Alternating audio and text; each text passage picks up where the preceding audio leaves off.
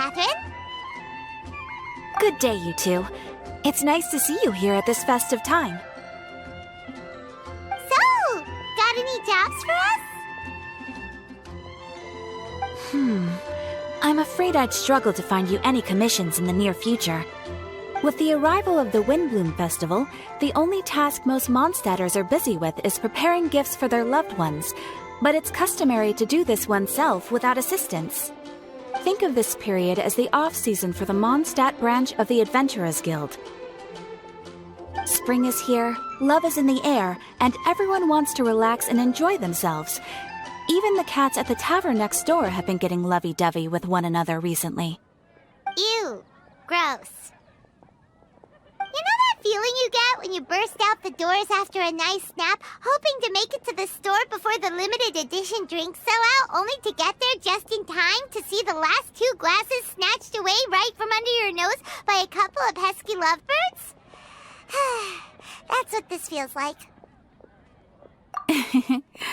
Perhaps you two could simply take this chance to... Traveler! Paimon! Thank goodness I found you. There's something I need your help with. Whoa! Sucrose? What is wrong with you? That's no way to greet a friend we haven't seen in so long. No, not help like in the Windblume sense. It's just... How do I explain? Go ahead, Sucrose. We don't have anything else to do right now anyway. Phew. Okay. Here's the situation. I've been appointed as the Windblume Festival's special ambassador by the Knights of Favonius this year. My task is to do good deeds for people during this festival of gratitude and love. Nice one! So how did they decide who to appoint anyway? They spun an empty bottle donated by Angel's Share inside a circle with all our names on it. Whoever's name the bottle stopped at got chosen. I think so too. But everyone said that it was to make it fair, so everyone had an equal chance to become the special ambassador. The thing is, I'm not great at dealing with people, so I was really daunted by it at first. But I'm still glad that I got this role. Luckily, I came up with a way to spur myself on, which has helped. Have a look. Is that a test tube? Yep, every time I do a good deed for someone, I get them to breathe into a test tube. That way, I can collect everyone's breaths of joy. Sounds fascinating. Are you gonna use them in your research? Yes. I believe these breaths of joy will serve as valuable raw materials for alchemical transmutation. With any luck, I'll be able to produce something truly miraculous. Darn, now Paimon's hungry. Wait, you're doing this on purpose, aren't you? Actually, I meant something even more exciting than that.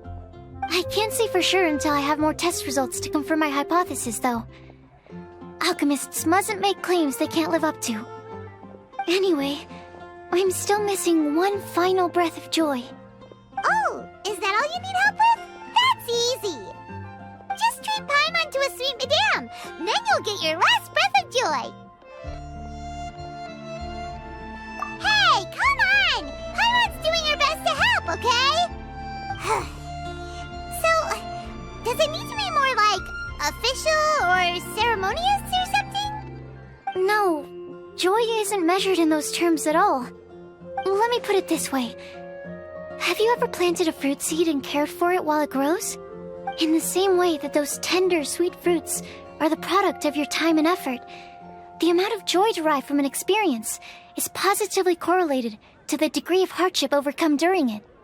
For example, in my case, I would say that to experience a statistically significant amount of joy, I'd have to do something like spend 6 months developing a medicine formula to a point where it was finally consistently effective. Similarly, in order to collect a significant amount of joy from other people, I have to find ways to do something sufficiently challenging on their behalf. Oh, Paimon gets it now. Long story short, you want us to help you find people for you to help. Oh, that's pretty tough given that it's the Windblume Festival and all. Oh, I figured since you're such experienced travelers, you might have some ideas. But if even you don't know how to approach this... Really? You have a plan? Well, if he's in, then Paimon will help too. With the talking, anyway. But, if things don't work out, can Paimon still get that sweet madame? Oh, come on, Traveler. This is a festival of gratitude and love, after all. How could you refuse? Excuse me, Sucrose? Could I borrow you for a second? Package for you. Oh, sure. Be right back.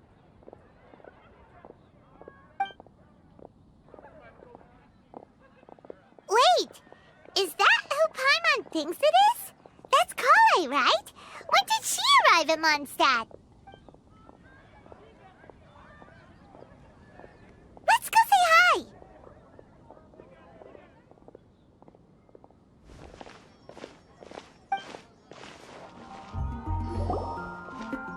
Kale! Hey! Hey you guys. What are the chances? You were staring into space just now. Something the matter? No, don't worry. I'm fine. I was just looking at a Mondstadt children's book in the souvenir shop over there. While I was flipping through it, a piece of paper fell out. The writing on it was really mysterious. Almost like a prophecy. If you can do these things, you may light the lantern of utmost joy and receive a supreme blessing. And what does these things refer to? Find a flower that is not of this world. Find a guide who will never get lost. Find one who would never lie. Find a legend that never ends. So, 4 things in total. Here, have a look. I asked a lady who owns the store about it, but she said that she didn't know anything about any paper slips.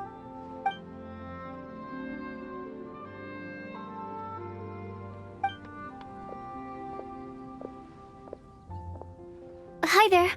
Sorry to butt in, but what's the name of that storybook you just mentioned? Oh, it was called The Boar Princess. That is strange. I've read that book, and it sounds like that note you found has no relation to the story at all. Do you know her? Let Paimon do the honors. Kale, this is Sucrose, an alchemist with the Knights of Aphonius.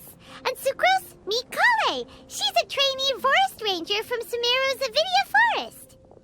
Hello. Hi.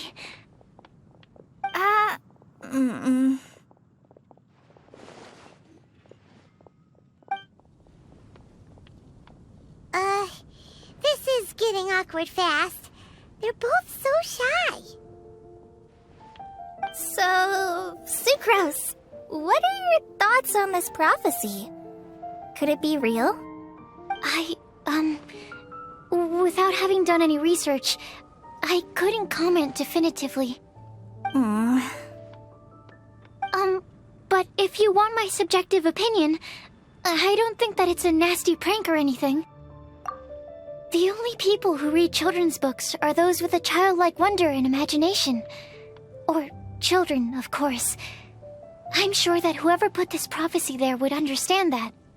Would they really do this just to spread lies and ruin someone's innocence? I can't imagine anyone being so cruel. That's a great take! I love it! Exactly! Who would want to hurt a child's feelings? Okay, so what do you think the blessing is, Sucrose? If I had to guess, maybe a fairy that can make people's wishes come true or something?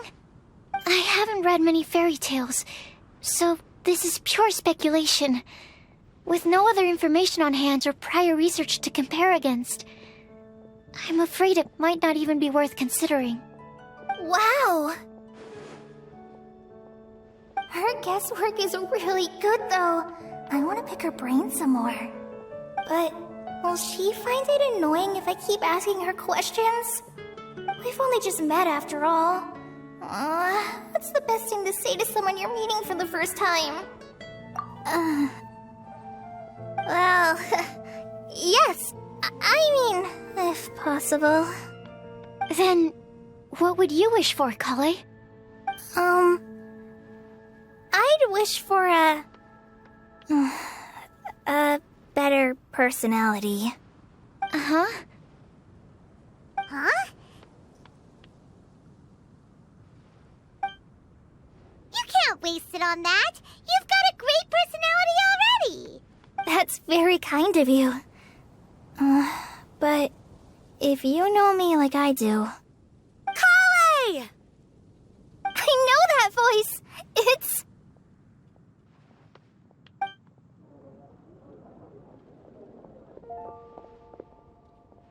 Kale! Whew. You made good time, huh? You're way earlier than I expected. I spotted your green hair way off in the distance. Good thing my eyes are sharp, or I'd have missed you. Amber! Have you been doing well? Did you... finish all the pita pockets I brought you last time? You bet! They're getting yummier each time you make them. Huh? Wait, remind Paimon, have you been to Mondstadt before? Mm-hmm. A long time ago, I had a lot of help from a lot of people here in Mondstadt. So ever since my Alizar got better, I've been looking out for an opportunity to come back to Mondstadt and tell them all the news that I've been cured. Thanks. If it's okay with everyone, why don't I take Kale for a walk around town? I'd like to show her some of the places she didn't get to see last time. Of course. Fine by me. Sure, go right ahead. Sorry, Amber. I agreed to meet my traveling companions by the city gate in a few minutes, so I can't go with you just yet. Oh, that's all right. In that case, you guys go rest up, and I'll go see Master Jean to ask for some time off. Oh, okay. Traveler Sucrose, could you look after Kale for now? I'll come get her later and take her out. There's still a whole bunch of people I need to introduce her to. Sure, no problem. Awesome. See you later then.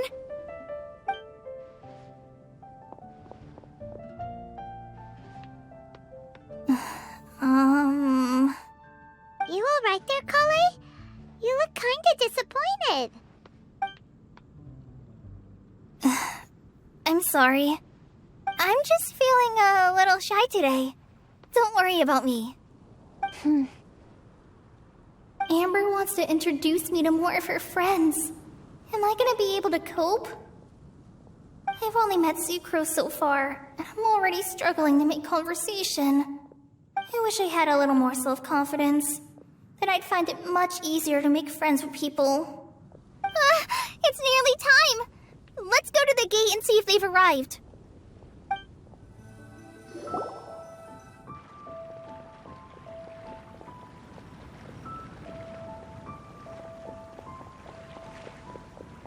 Why is this humble windmill such a great view?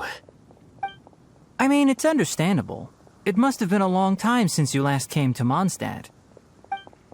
Because it is the true Great Vayu Viastra?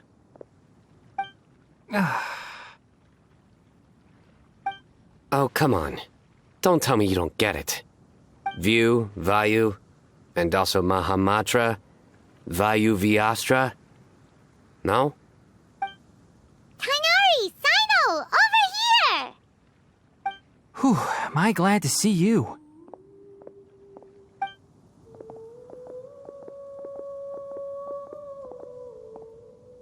And who's this young lady? Master, this is Sucrose, an alchemist with the Knights of Favonius. We just met. Sucrose, this is my teacher Tainari. He's a highly respected forest watcher in Sumeru, and he's also a very famous botanist. Kale's exaggerating. I'm Tainari. Pleased to meet you. So you have a teacher as well. The pleasure is all mine, Tainari, sir. Yep, he's extremely knowledgeable too. And this is General Mahamatra Sino of the Sumeru Academia. He's really famous in Sumeru as well. Greetings. Though if I might say so, we're purely here for personal reasons. You needn't be unduly concerned with our official positions.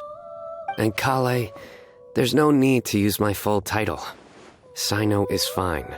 Or sir, if you absolutely must. Indeed. We're not here in an official capacity, just to keep Kale company on her vacation. Keep me company? But it was you two that insisted on coming. Kale is very important to us.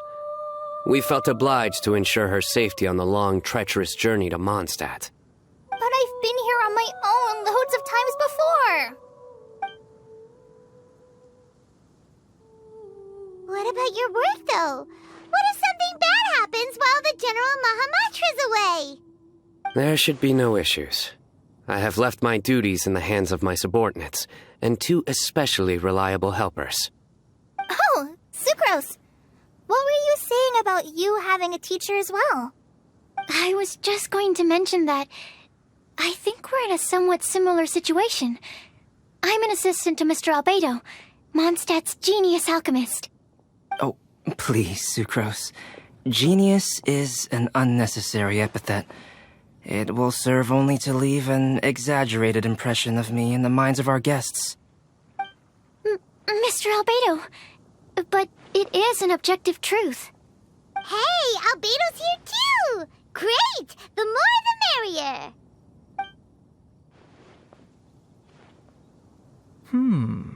So tell me, Sucrose, since your specialty is bioalchemy, what do you know about the antitoxic properties of the calla lily? Wait! Can we hold off on the nerdy topic for now? Paimon doesn't want to be left out. Oh, as it happens, I've studied the calla lily in quite some detail before, with it being a species native to Mondstadt. I wrote a whole report on my findings. If you're interested, Mr. Tainari, sir, I can go get it for you. We're supposed to be here on vacation, and you're already thinking about how to improve your herbal medicines? Also, I thought we'd agreed to take on new identities for this trip. What new identities? Mine was Adventurer Sino, skilled desert explorer. Tainari's was technological consultant to the treasure hoarders, and Kale's was traveling musician. Very much so. I do wish some of the less cautious adventurers in the Avidya forest would consider coming to Mondstadt instead. What Philanimo mushrooms lack in texture, they make up for in not causing vomiting or diarrhea. Are you contemplating using some compounds from the calla lily as active ingredients in a targeted antidote? Yes, I gathered a few on the way here, and my initial research suggests to me that it could be worth a try. Okay, I got it. But as much as I don't wish to be a wet blanket, it takes a huge amount of experimental data to conclusively prove how different drugs interact. Estimating the total development time would be very difficult. Add in the time for procurement and delivery of essential materials, and I'm not sure if we could complete development before you need to return.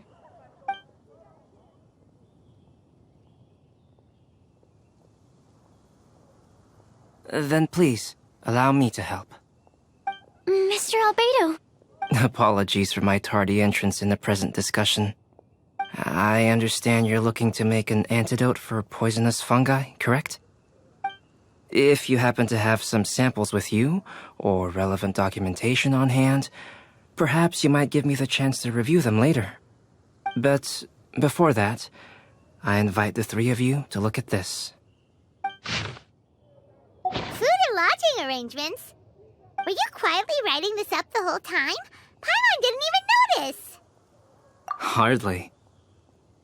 Rather, I should apologize for interrupting a serious discussion between trained professionals, especially after they've traveled so far to be here, when I myself am neither an adventurer, nor a technological consultant, nor a musician. Nevertheless, I would encourage you to have a knowledgeable local arrange your detailed itinerary while you're in Mondstadt. Take a look. And should you find anything here to be objectionable, it can easily be adjusted. This is too kind of you. These arrangements are quite excellent. It looks great! Even Paimon feels like tagging along for the food and board. Wait! Doesn't Paimon's opinion matter anymore? Paimon's technically a guest in Mondstadt too, you know! Very comprehensive. The adventurer, technological consultant, and musician all approve. Thank you.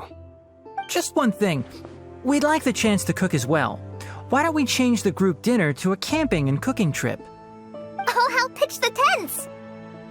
I can help too. And Paimon will take him to Good Hunter to order some starters. Mondstadt's cold cut platter is not to be missed. Great, then it's decided. Sucrose and I will bring the three of you to your inn for a quick rest. You two, let's meet by the lake this evening. Hey, Sarah! Can we have a cold cut platter to go? Sure, coming right up. Would you like anything else? Do we, want anything else?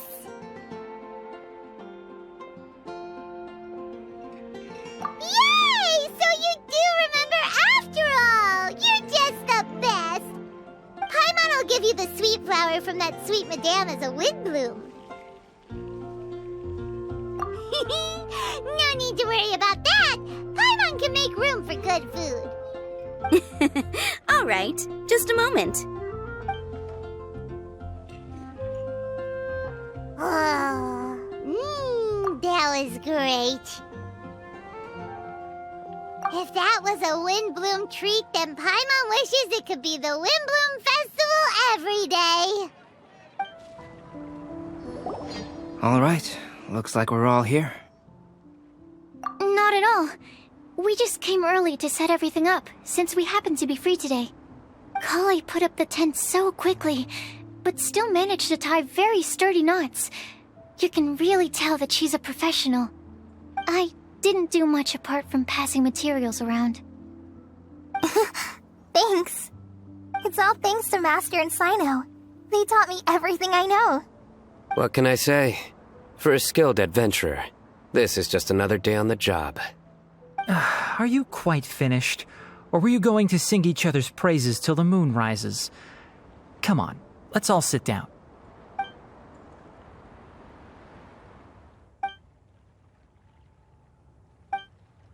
That sunshine sprat was really very good. I didn't watch you cook it, but I believe that the prominent umami flavor of the dish owes itself to more than the fish alone. That's correct. Any further deductions? Let me think. The aroma was quite uniform. Unlike that of a spice blend, it was also unfamiliar to me. So I would venture that it was a Mondstadt specialty. As far as edible Mondstadt plant species are concerned, calla lilies are usually used in soups. So if I had to guess... small lampgrass? That's right. I've long heard that Sumeru's fish with cream sauce is noted for its gentle texture, which brings out the tenderness of the fish. Here in Mondstadt, we're not quite as varied in the use of spices as in Sumeru, but the principle of bringing certain distinct flavors to the forefront through combinations of natural ingredients is very much the same. I liked it a lot. I'm curious as to the exact ratio of ingredients. I'll write a copy of the recipe for you. Would anyone like to try the nutrient-dense meal I made? I'll have some. What about you, Kale? It doesn't look like you've eaten very much. Is your appetite low at the moment? No. I just don't eat a lot normally.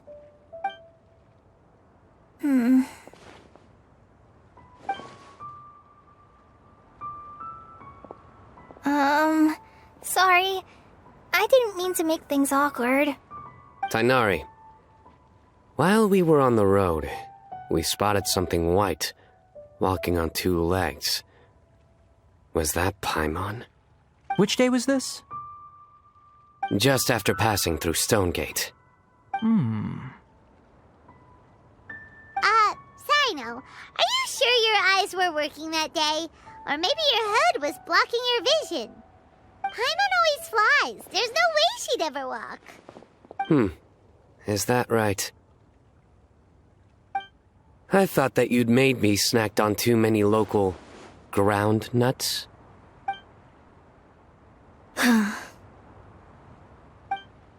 No? Not funny? Ground, you know. As in ground up, but also the ground. Ground nuts make you fall to the ground.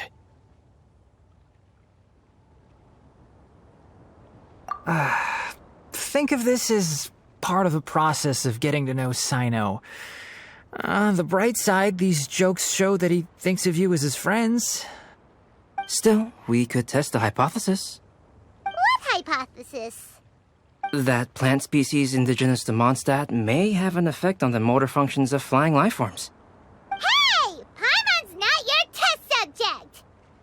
Anyway, by your logic, wouldn't that mean that eating, say, Zaitun peaches, that would make a sick Paimon peachy in no time or something? Hey! Not you two! I think the Traveler and Paimon's conversations are more entertaining than Sino's jokes. I see. You must have been keeping quiet about this grievance for quite some time now. You seem much cheerier now that you're here in Mondstadt, Sino. Actually, feels like you're a completely different person. That's because I'm Sino the Adventurer. It's not? In fairness, you only saw him in his work mode while you were in Sumeru. He's actually like this most of the time when he's in a good mood. Yep, it's true. Sometimes when he's eating, he'll grumble about how the bowl is too shallow for the amount of food it contains and other random stuff like that. I understand. Then allow me to reintroduce myself. Before, you knew me as General Mahamatra Sino. Now, please see me as Sino the Adventurer. Yeah, so that's another thing he does. He'll keep repeating something he thinks is funny until you stop trying to resist. So you have two different mental states? Almost like different phases of matter. Interesting. I want to learn to do that too. I think in your case, the two states we would end up with would be highly conscientious sucrose and stupefied sucrose. Oh, by the way, was there any reason in particular that you chose Mondstadt as your destination on this occasion? Oh, well, Lisa once told me that the Windblume Festival is one of Mondstadt's biggest events of the year. I wanted to take this opportunity to give everyone a Windblume as a token of my heartfelt gratitude for everything they've done to look after me. Plus, it was a good chance for Kale to get out and meet some new people. Kale Lily. What? Kale's windblume. Maybe she should call it a Kale Lily. It sounds very Mondstadt. There's also cauliflower, which would technically make more sense, but somehow it doesn't sound as nice.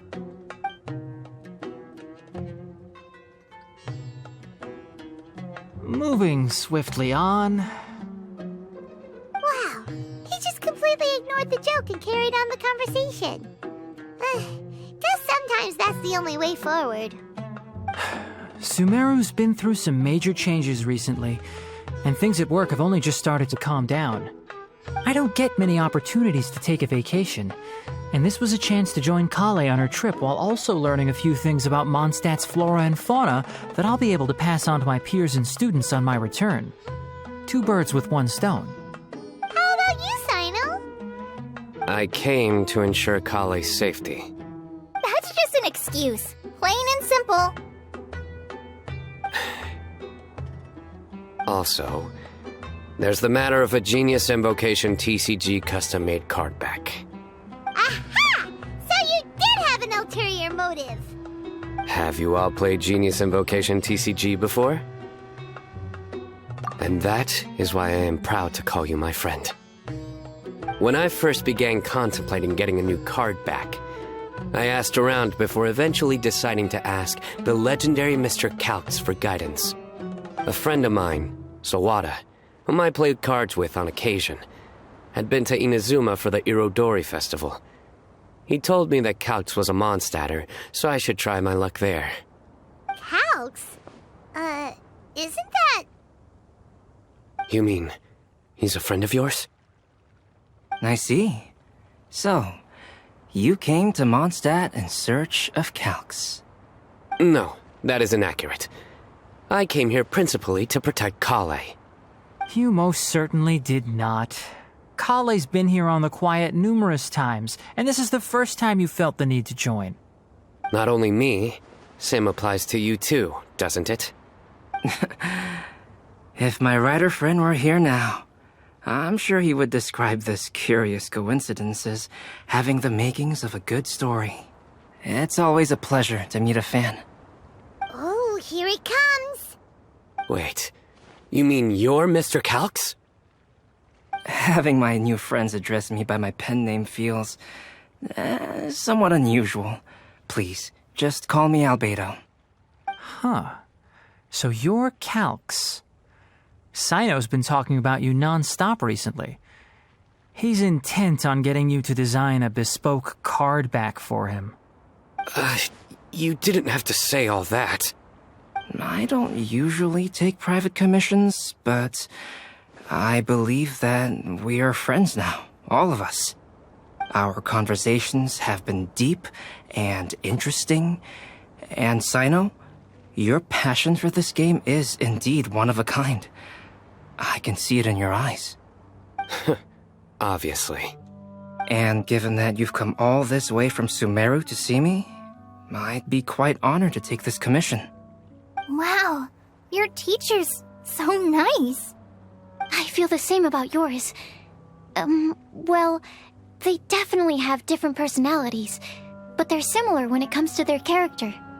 So, how much should I budget for the timeless masterpiece you will produce for me? Surely, timeless masterpiece is something of an overstatement.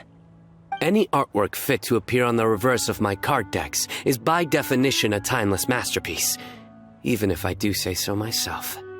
Don't mind him. These TCG nutjobs are all like this. I see. So, this has an almost religious significance. Well, for starters, I'd like to hear a few more of your jokes. My jokes?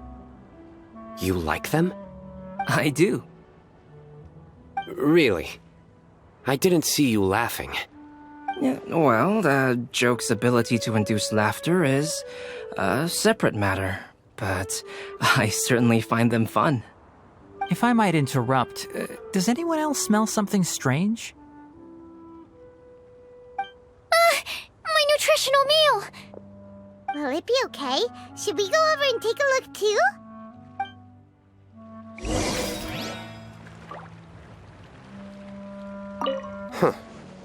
So, a good joke is not necessarily required to make people laugh at them. I'd be grateful if you could check on Sucrose. As for our new friends here, leave them to me.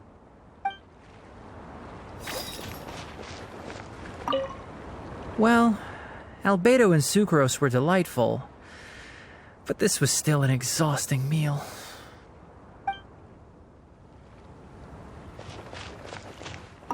The cooking pot. Is everything okay?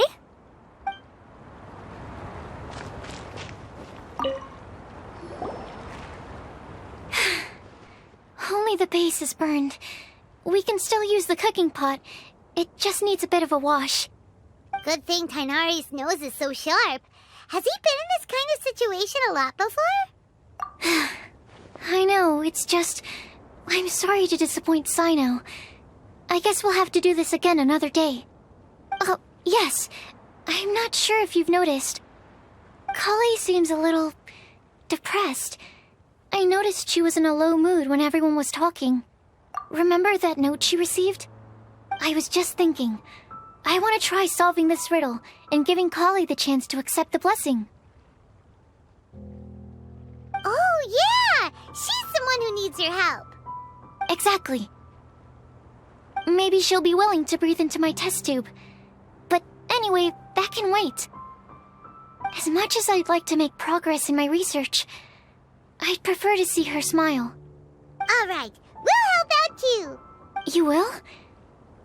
Then tell me, honestly, do you think that this prophecy is for real too? Huh? Right! Alright, let's meet at the alchemy crafting bench in the city. I've got some thinking to do in the meantime. We're back. Oh, what a shame. You just missed a joke about windmills. Stop, please. I don't need to hear it a fifth time. That bad, huh? Well, now Paimon really wants to hear it for some reason. Didn't you say you want to see the Dragon of the East at some point? When are you going? Tomorrow morning. And you? What are your plans? I'll go into the mountains to have a stroll and collect a few plants as samples. Oh, perhaps I could join you? I'll be looking for inspiration for these card back illustrations. Found you! I knew I was onto something as soon as I saw the fire. Wow, you have really sharp eyes. That's an outrider for you. Uh-oh. Did we break the fire safety rules or something? Actually, you didn't. Strictly speaking, you should have reported your plans first. But since two of our very own alchemists are here, I'm happy to look the other way. Ah, yes, introductions. I'm Amber, and this is the Reconnaissance Company Captain Eula, a good friend of mine. Good evening. You are friends of Kale, yes? A pleasure to meet you. Oh, Amber and Eula. The pleasure is ours. I've heard a lot about both of you from Kale. Oh, really? All positive, I hope. You asked that last time, too. Of course it was positive. I'd say. We hear the latest news about you every time you write to Kale. Glad to know we've made a good impression so far. Anyway, we're just here to collect Kale, so don't let us interrupt your chat. Come on, Kale. We're gonna take you to check out a few scenic spots. Okay, great. Still as high energy as always. You know Amber? Yes, we've met. She's Kale's most important friend. And for that, we are also very grateful to her. That's Amber for you. Her outgoing personality means she can make friends with just about anybody. It's getting late, and we still have a lot lined up tomorrow. I suggest we all head back and get some rest. All right, I'll start packing up.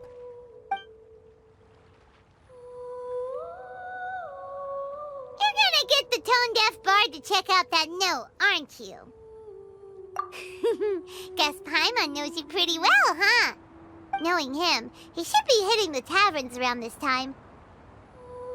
We can go corner him and make him answer our questions.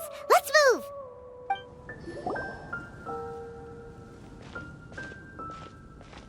Oh, it's been a while. Paimon called it, tone-deaf bard, drinking as usual. Put your drink down and get your game face on. We've got some important questions for you, mister. Okay. So, what do you make of it? Aren't you forgetting something? It's the Windblume Festival right now. You can't just go around asking people for help so blatantly. Ugh. Well, if you won't tell us the answer, could you at least tell us if this thing's worth a shot? Sounds to me like you want a hint or two. A fine answer. The person who wrote this prophecy is very powerful. If you manage to solve the riddle, good things are sure to happen. Also, I happen to know where this lantern is. Once you've found the 4 things, I'll even write the location down for you. Isn't that generous of me? Whatever. We weren't expecting much from you anyway. You can get back to guzzling wine and blowing wind now. Oh, woe is me. Paimon sees me as nothing more than a drunken wastrel. There are actually a great many things that we bards are required to do. It just happens that enjoying life is the most important one. Once this is over, would you like to join me for a drink? You know, a favor for a favor. A flower that is not of this world. Not of this world. Sucrose! We've got some good news and some bad news. Which would you like to hear first? Let's have the bad news first, I guess. Huh? Really? Don't most people usually want to hear the good stuff first? Oh, alright then. Basically, we went to Windrise to divine the breeze. The wind said that the prophecy is real and that your idea is a really good one. That doesn't sound like bad news. So what's the real bad news then? Paimon ate the bad news!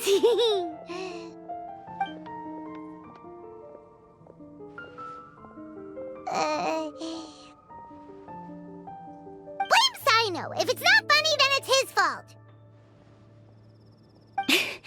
It's fine. Well, that puts my mind at rest. Now, back to the other issue I've been mulling over. I was thinking about the flower that is not of this world. It could mean a human-cultivated variety that doesn't occur in nature. But that's basically claiming that it doesn't come from this world in the first place, when actually it's just a variant of an existing breed. So, the initial question is, can the flower's origins be traced back to a natural organism? If so, it cannot be correctly described as not of this world. But then, supposing we identified something outside of that category, whose job would it be to decide whether it belongs in this world or not?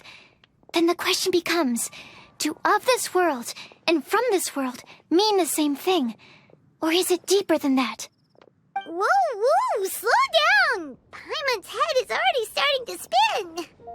Okay, I did have one other line of thought as well. What about a flower created using alchemy? Would that be not of this world? Albedo may know the answer, but asking him right away would be like asking the teacher for the answers to your exam paper. It would render our search for the truth meaningless. I'd rather try and figure this out for myself. Could it be the windblume?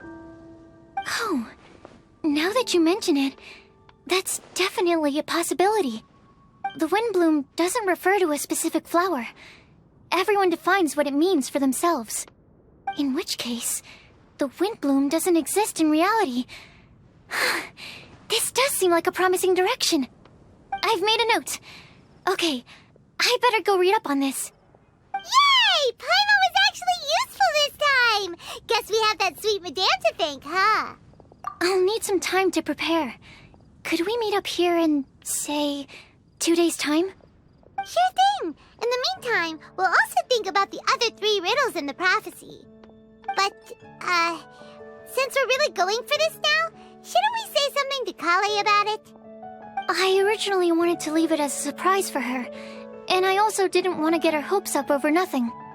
But you're right, Paimon. I'll need to be careful how I word it. But I'll try to find some time over the next couple days to mention it to her. Alright, thanks so much. Sucrose, we're here! Oh, Traveler, Paimon. I only just arrived myself, so I'm still getting ready. And Kale just passed by a moment ago. She said she had some things to sort out at the inn where she's staying, but she'll meet up with us when she's done. Apparently, Tainari and Sino both went out, but she stayed behind because she wanted to help us. Not too bad. After reviewing it again with fresh eyes, I came up with a new theory which seems to hold some water. I'll attempt to explain it as simply as I can. I believe that each of the 4 things in the prophecy refers to a different field of knowledge. So, in a way, the prophecy is a test of the reader's intelligence. But it's unlikely for any one person to have expertise in all these different areas. So I suggest that we seek out one expert from each and get their opinion. Also, In 2 out of the 4 areas, the prophecy seems to want us to find specific people. It may even turn out that the people themselves are the answers. So it sounds like we should put our heads together and list out the people who can help us.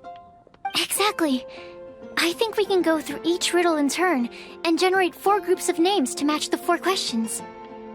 Alright, then let's start from group 1. The first riddle was, a flower that is not of this world. Personally, I would still go with Albedo for this one. Alchemy is the most likely to have to do with otherworldly things, and he is by far the leading expert in this regard. Exactly! You're the creator of the tetratanic sweet flower. Who knows? Maybe that's the flower we're looking for. Huh? You really think so? Oh, but what about Tainari? He's a forest watcher and knows all about plants. If it's a flower we're looking for, maybe he's the man for the job. Alright, I'll add him to the list as well. On to group 2. This subject is a guide who will never get lost. That's kind of abstract. Does it just mean someone who never loses their way? Wait, but they have to be able to guide others too, so it's not quite as simple as that. Oh, you mean Mona? Yeah, she definitely count. Mona. Yes, she certainly seems very confident, and she can use her astrology to guide people. Would Bennett count? Well, his luck's so bad that as long as you go in the opposite direction from him, you'll always be going the right way, right? I see. I suppose I can't argue with that logic. Add him to the list. Finding everyone won't take long, so 1 extra person won't hurt. I know. Would Outrider Amber be a valid candidate for this category as well? Yeah, she would! She's got a great sense of direction after all. As a matter of fact, when the Traveler and Paimon first came to Mondstadt, she was actually the one who gave us directions. Yes, she's certainly a good guide. Is there anyone else? Let me think. Yes, I believe there may be one more. Albedo once made a set of equipment for Mika from the reconnaissance company. He's their surveyor and an exceptional pathfinder. He's even instructed others in the discipline of surveying before. So, in my view, he's highly unlikely to lose his way and would be very good at helping others find theirs. Cool! Another one for our list! Wait, Kale should have been here by now. Wonder what's taking her so long. Sorry, could we continue our chat somewhere else? Oh, you wanna go see how she's doing, right? Sure, let's all go. Hi, Kale. Hope we're not intruding or anything. Is everything okay? Sucrose! I was preparing some stuff. Is it time already? Oh no, I'm sorry.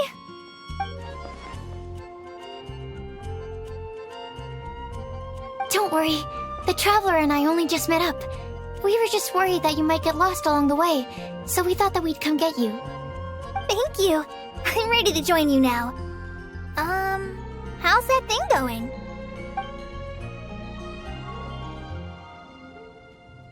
So let's pick up where we left off. Next up is the 3rd line. One who would never lie. Anyone spring to mind? You really think so? Seems like it would be pretty difficult for someone in his position to avoid having to lie.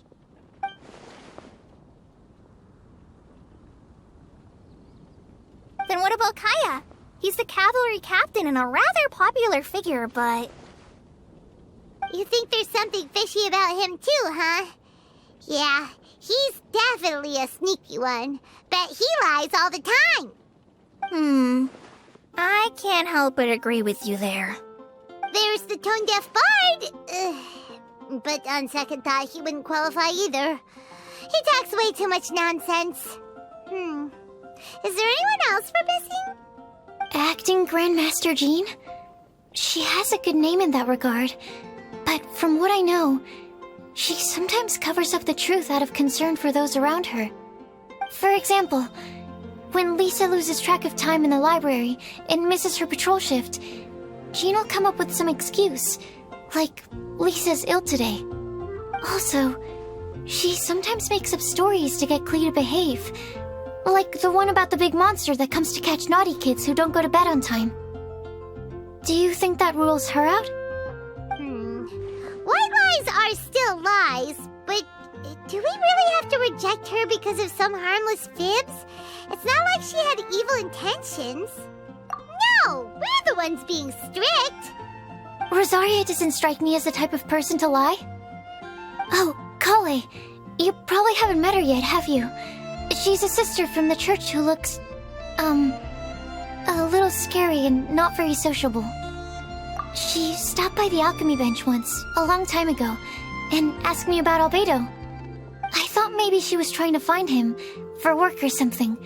But when I asked, she just said that she was curious about him because he was so intelligent, and wanted to talk to his assistant to find out what he was like.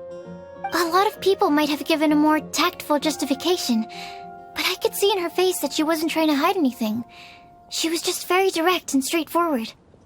That's why I don't think of her as the lying type. Rosaria doesn't look like the sort of person you'd want to get into a fight with.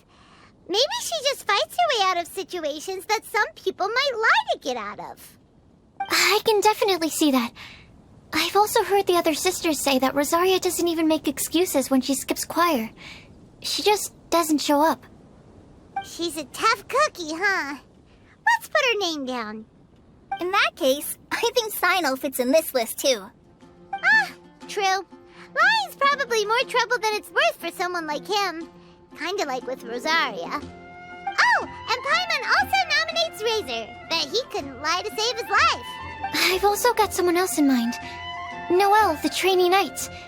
She's a very honest person. I don't think she'd tell a lie. Alrighty, write her name down too. Wait, there's one more person. You know, our long-standing staffer at the alchemy bench. Huh? You mean Timaeus? Yes, him. Truth be told, he's been love-struck recently. He swore that he wouldn't say a dishonest word or slack off until he succeeds in getting the woman he loves. Timaeus has a crush? Yes, that's right. Well, who is it? Do you know her? I've never met her. All I know is that she's from Liyue. Timaeus says that she's fun, has a great personality, and is very, very good looking. Since we're on the topic, helping Timaeus win the lady of his dreams was also one of my goals for this Windblume Festival. But how can we help with that? I don't know. Make sure he uses nice paper and a fancy envelope when he sends letters to her. Help him pick a nice gift and wrap it properly. That sort of thing. Yeah. I had the same situation once in the Avidia Forest. I helped another forest ranger out by delivering a love letter to the coworker she likes. Yep, that sort of thing exactly.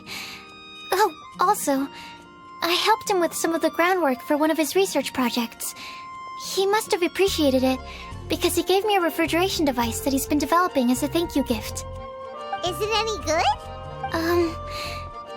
I mean, it looks nice. Sounds like a no. Alright, guess we'll put Loverboy down on the list then. Okay, so last of all, we have a legend that never ends. Anyone come to mind for this particular line? Lisa, perhaps? A librarian understands books best, and aren't most legends written down somewhere? When I think about legends, fairy tales and picture books come to mind. Maybe Kale. She read a lot of fairy tales when Tainari was teaching her to read. Oh, do I count? Of course you do. I'll put you on the list. I prefer to read things like an illustrated analysis of alchemical substances and their uses, the fascinating principles of crafting, and hypotheses of life.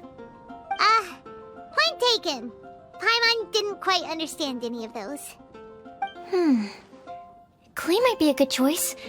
Her mother, Alice, is a renowned traveling author, so I'll bet she's been exposed to all sorts of myths and legends. Alright then, Klee makes the short list. Well, that should just about do it. Next up, we should go and ask the people on the list about the prophecy. Do we have to ask absolutely everyone on the list? It seems like a lot of people. It is. So, I was thinking that perhaps we should split up. That might make our search more effective. Okie dokie. Also, I thought of a method of gathering feedback. No problem. We can do that. You and the Traveler are practically joined at the hip, so you two can go together. I'll pair up with Kale. Capable Kale and sensible Sucrose. Sounds like a winning combination. Okay, I promise I'll help. Capable Kale. Yeah, I got this. Rest assured that the unbeatable Traveler and Paimon will do our part too. Off we go. I plan on starting from the person with the most defined stronghold. So let's go to the library. Lisa should be there.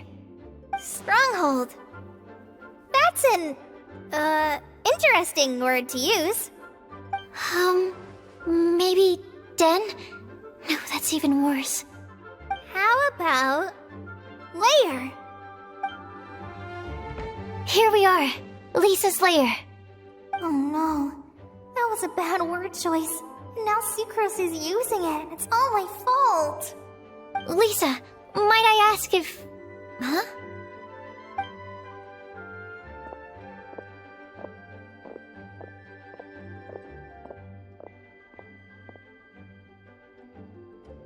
Sucrose.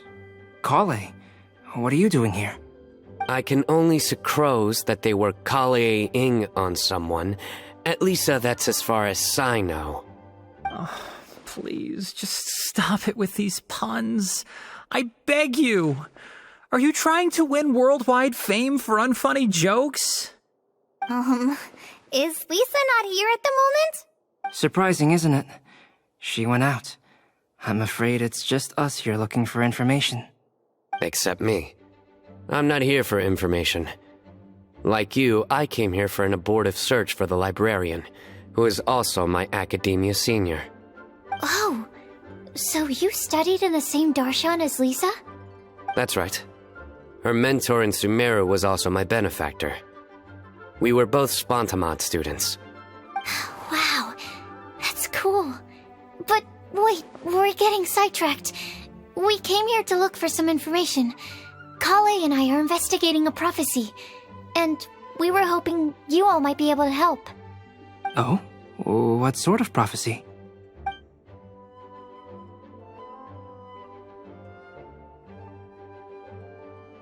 I see.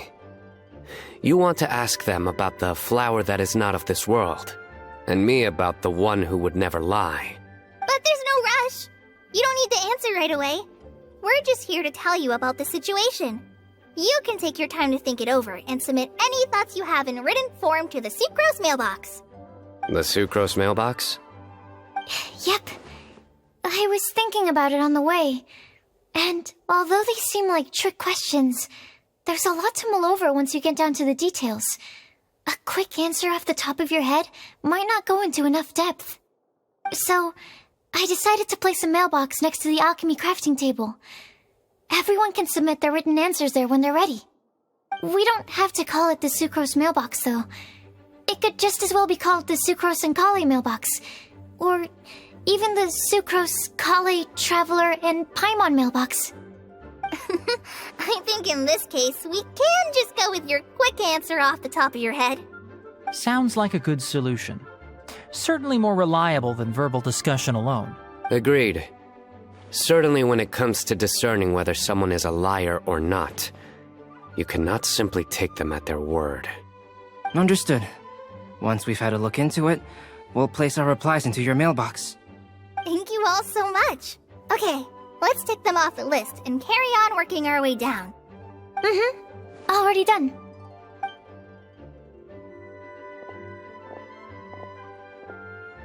I'm pleasantly surprised to see those two introverts getting along so well. Do you get the feeling that Kale's return to Mondstadt has emboldened her more contrarian side? Yes, I'd noticed that too. Traveling and meeting old friends are both good for the body and soul. And isn't rediscovering one's youth while revisiting old haunts a worthwhile pursuit? When I first met Kale, she'd never known happiness or youth. But things are different now.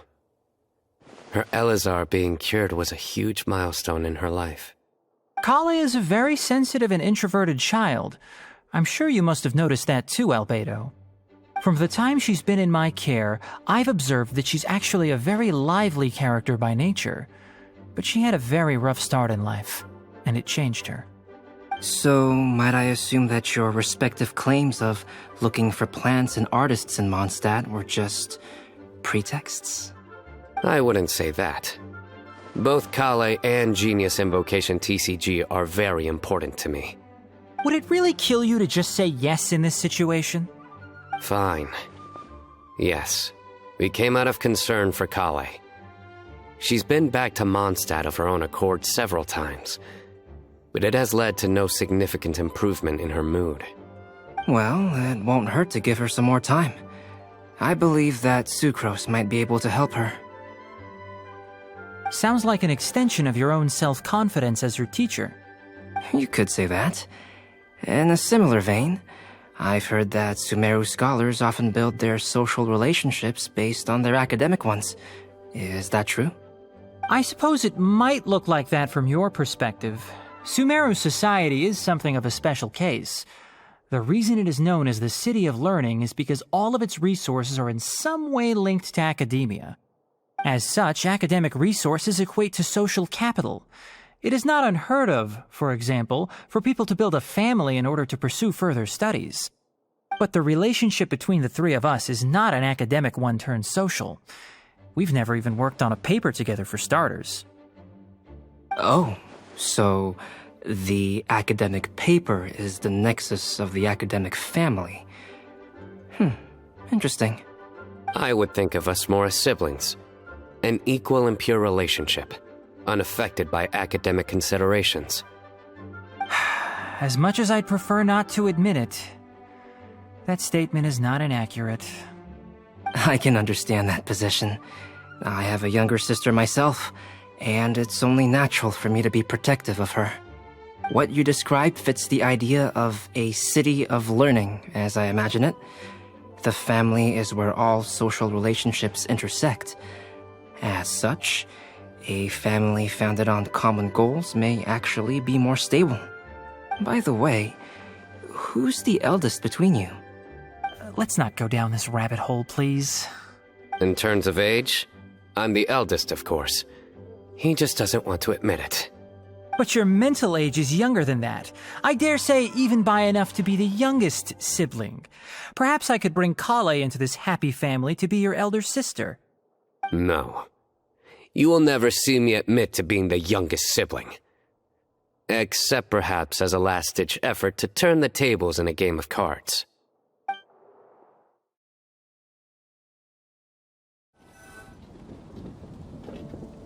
Guess we'll leave Kale and Sucrose to it. Fingers crossed all goes well for them.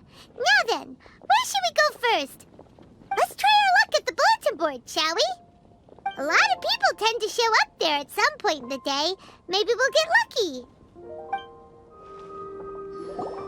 Nice! Just as we hoped! There's a load of people here. Huh? Even Lisa's here. Hey there, Traveler and Paimon. It's been a while. How have you been? We've been doing pretty well. You look surprised, cuties. Is it because of me? Teacher is not at the usual place. Oh, please. It's not as if I'm glued to my chair. I like to get out for a little fresh air every once in a while. Mika's here today, so I thought it'd be a good time to introduce him to Bennett and Razor. They're all out and about quite often, so it's helpful for them to get to know one another. Hello, everyone. My name is Mika. I look forward to working with you. No need to be so formal. We've known them for ages. They're cool. Windblume. Fun? Actually, we haven't gotten to the fun part yet. We've been busy investigating a prophecy. A prophecy? What kind? A good one or a bad one?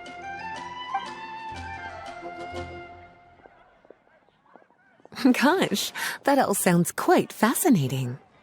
I can't believe I made it onto your list of names. You really think I'll be able to help?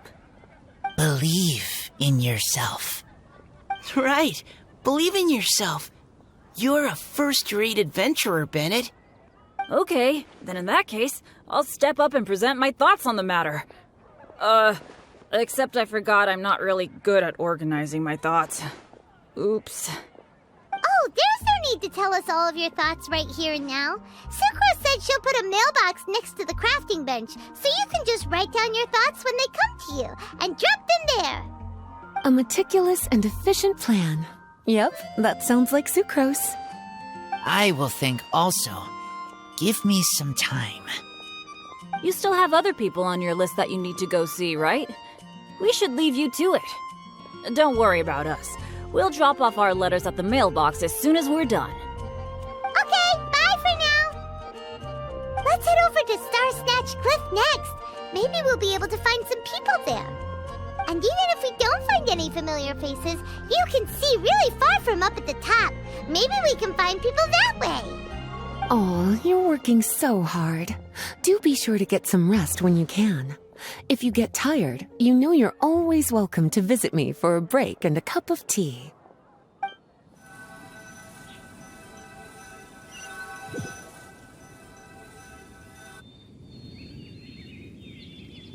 Where to next?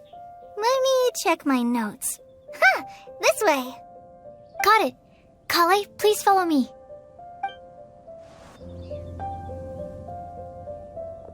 Oh, it's our lucky day. There are several people over there. Amber? Wow, and Eula's with her too.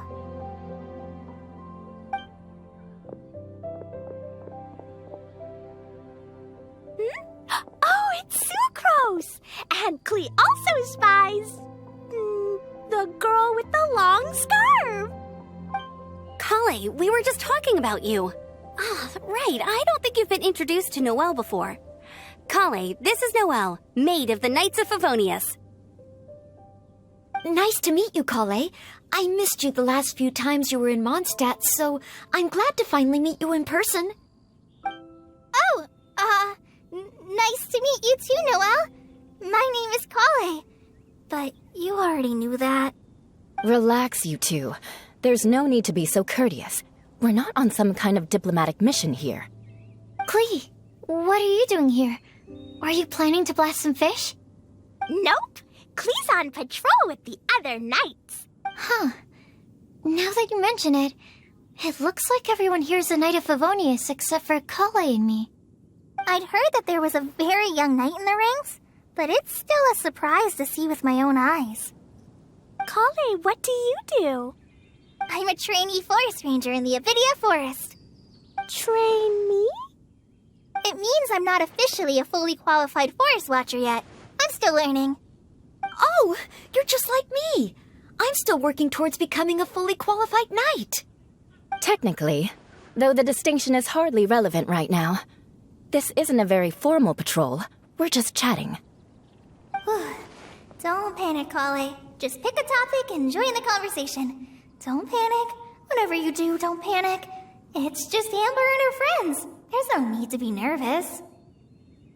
Let me guess. Were you chatting about the new guests in town?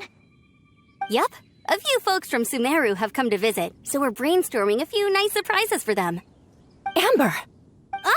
Sorry, at least I didn't say anything about what the surprises are. Oh no. How am I supposed to join this conversation now? What do I say to that? Speaking of nice surprises, we've actually had a fairly big one recently. What kind of surprise? Tell me! I'm saved. Sucrose is giving me a lead-in. Now, I just need to follow on from what she's already started talking about.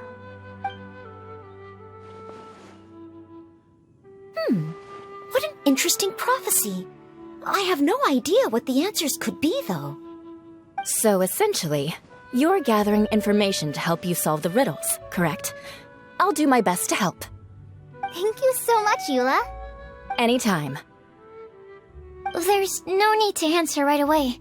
We'll put a mailbox next to the crafting bench for people to drop us a note once they've thought of something.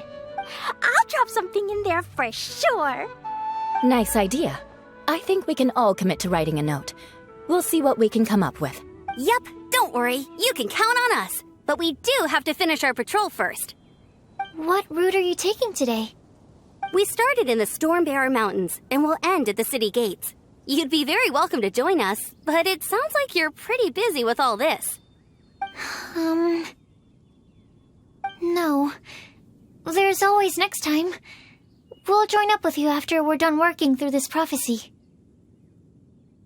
Oh, yeah, so, we'll be on our way for now. See you later. Have a safe trip back.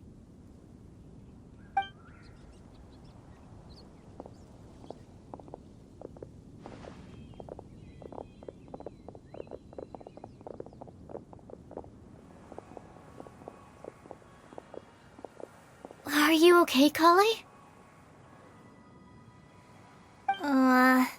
Was it that obvious?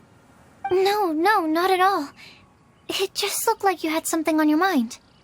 So that means it was obvious. Whatever's bothering you, you can talk to me about it if you want. I'm happy to help. Thanks, Sucrose. Well, the truth is, I don't really know how to act around Amber and the others. Really? I thought you two were good friends. We are. Amber's a really important friend to me. I don't know. I guess if I'm being completely honest, the problem's probably with me. The first time I came to Mondstadt, I was really immature. I didn't want to let people in, and I was generally pretty awful to everyone. Amber was the one person who didn't give up on me, and if it wasn't for her persistence, I wouldn't have found a friend at all. Without Amber, I might not even be here today. And because of that, I really look up to her. I think of her as my role model, and hoped that maybe one day, I could learn to be like her. But after trying and failing for several years, I think I finally realized. I'm no Amber, and I never will be. Looking back, it seems silly that I ever thought like that. We're nothing alike at all. My personality's so... weird. I always get so anxious and I overthink everything. Aw, Kale, don't say that. Sucrose? Would it be okay if I told you a bit about my past?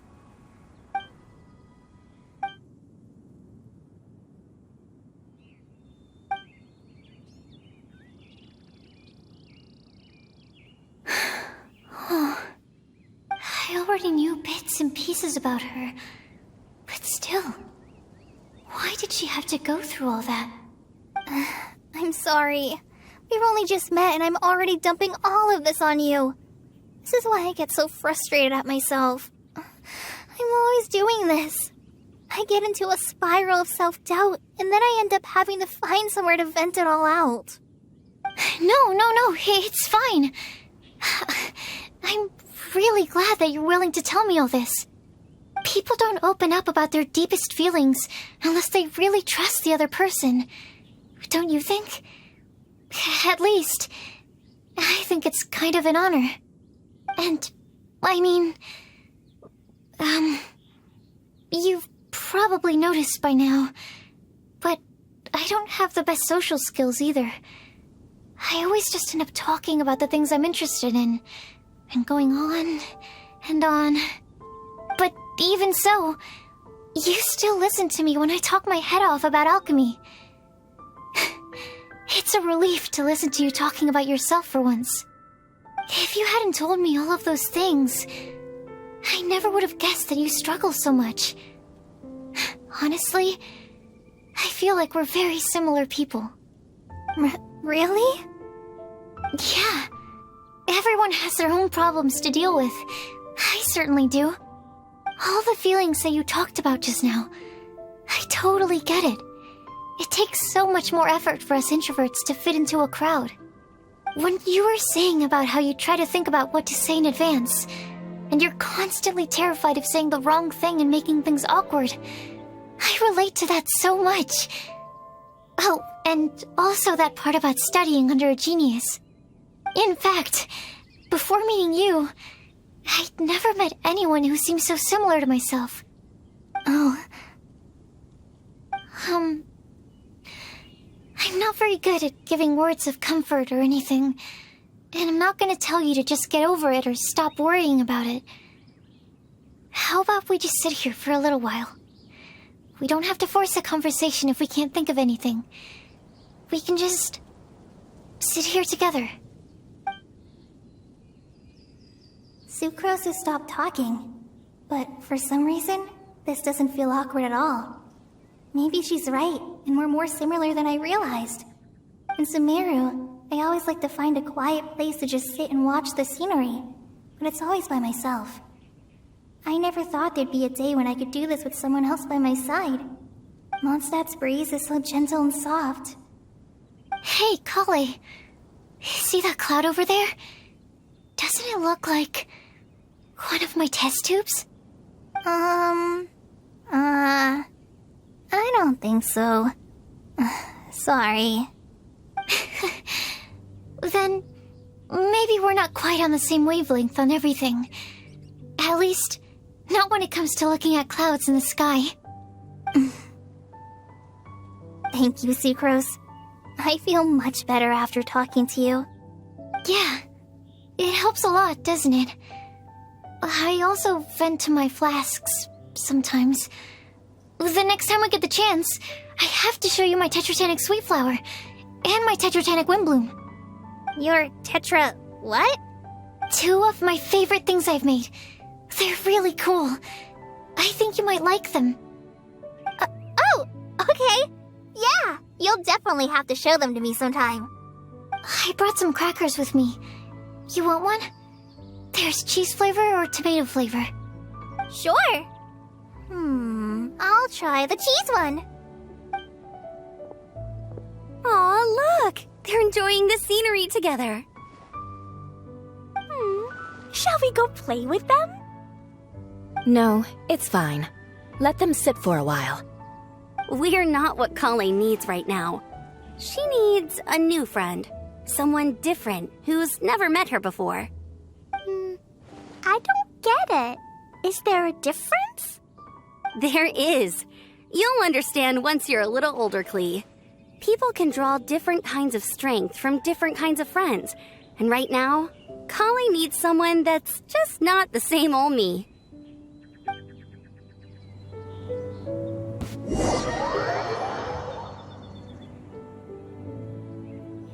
Star Snatch Cliff! We made it!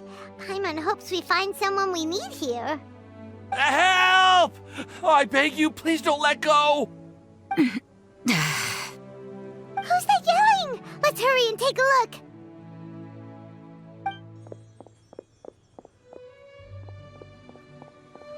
Timaeus? And we also have Rosaria and Mona? What kind of mishmash ensemble is this? Good question. What kind of a motley crew is this? It's been a while, Traveler. You two are looking pretty good. I trust you've been well.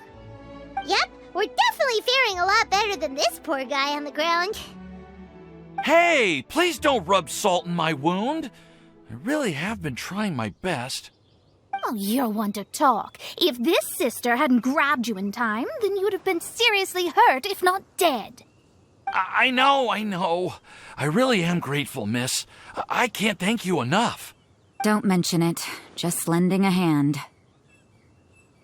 Quite literally. And had she not lent him a hand and pulled him up, he would have gone tumbling down the cliffside. What happened? Did Timaeus almost fall off the cliff? Well, so what actually happened was I came to Star Snatch Cliff today to pick some flowers and ran into Mona on the way.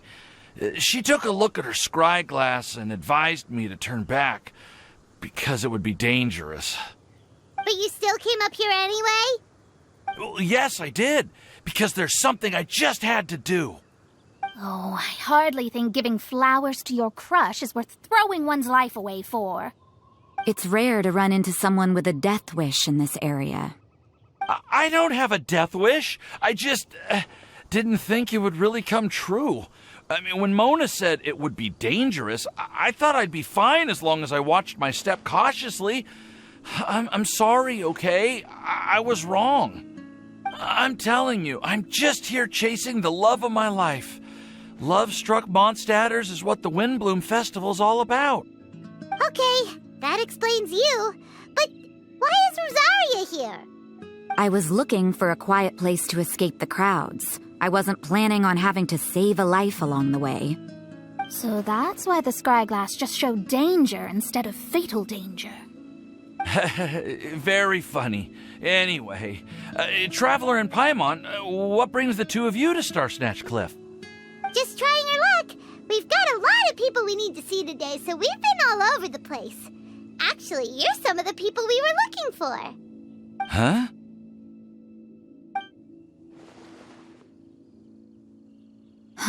I see. So all we'll need to do is find some clues, make a note, and drop it off at the mailbox? I can't believe there's a prophecy like this, let alone that I have a part to play in it. Oh, I guess this means everyone will find out about my crush now. I came here because I wanted to give some Cecilias to the girl I love. They'll really suit her. She's... No one asked. Please, do not subject us to your gushing about your girlfriend. You saw right through me. You said you need clues, right? Well, in that case, Mona Magistus the astrologist will provide you with a personally handwritten letter. Just wait for it to show up in your mailbox. You can be on your way now. We won't keep you any longer. All right, then let's head back for now and meet up with everyone else. Will do. This is all so embarrassing. Thank you both.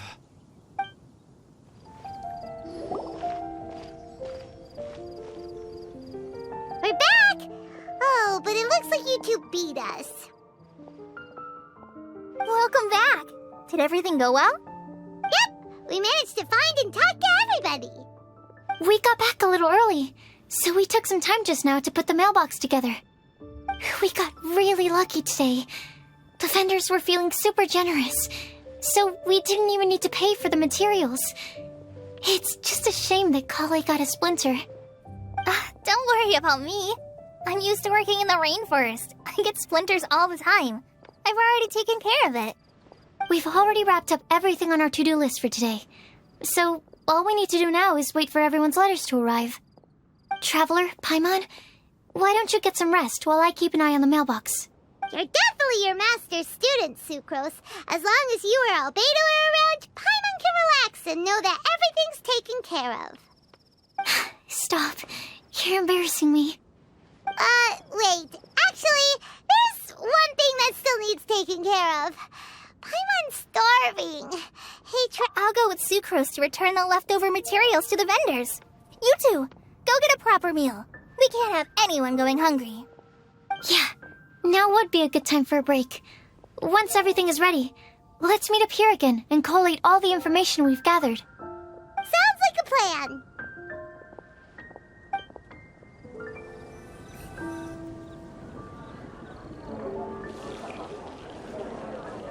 Paimon will have this one, and this one, ooh, and this one. Hey, Paimon's really hungry! And don't forget, Paimon's also ordering for you, too. It's not like Paimon's gonna eat everything by herself.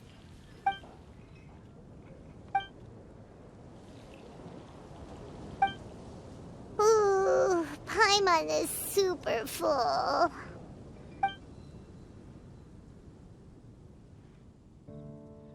Is everything packed up and ready? What do you think about meeting up at 5 to go to my house? Yes, everything's ready. I've packed some great wine and smoked ham. Oh, your parents will love it. Ham? Look, we've known each other for quite some time now. Don't you think it's been long enough for you to remember that we only eat bacon in my house? I must remember to get some milk today on my way home. Please, feel free to pay a visit to Cat's Tail anytime. Enjoying the scenery? Oh, Tone-Deaf Bard! Are you here for some food as well? Oh, I can put something on your tab? Well, that's a pity. I already had a few drinks before coming here. I shall take you up on your kind offer another day. There should be no shortage of opportunities in the future. Anywho, you should be getting ready to thank me. I come bearing good news. What kind of good news? Behold!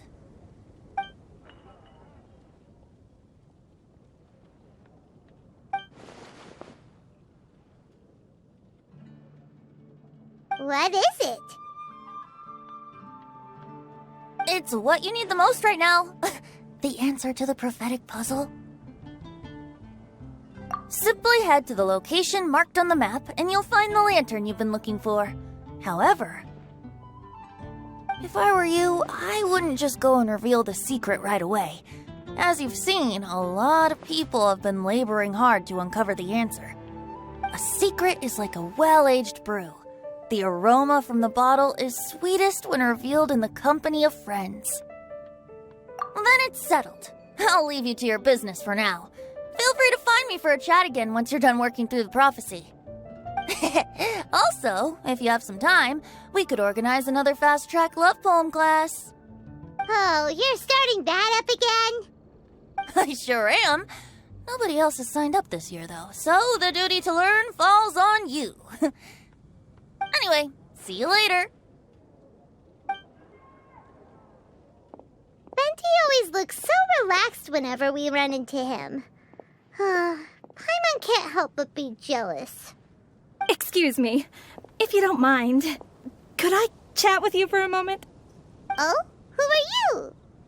You may call me Scarlet. Just like you, I'm a traveler visiting Mondstadt from another land. Mind if I buy you a drink? Leaving the door open for another time, I see. I can tell that you've dealt with a lot of people during your travels. You can tell? Well, we are very experienced adventurers after all. I can. That's why I tried to strike up a conversation with you in the first place. I was on my way to go shopping earlier when I overheard your conversation next to the crafting bench. From what I could gather, you are trying to investigate a bizarre prophecy?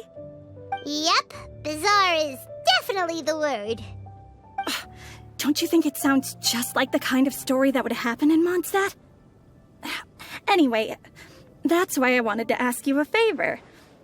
If and when you manage to unravel the answer to the prophecy, could you let me know what it is?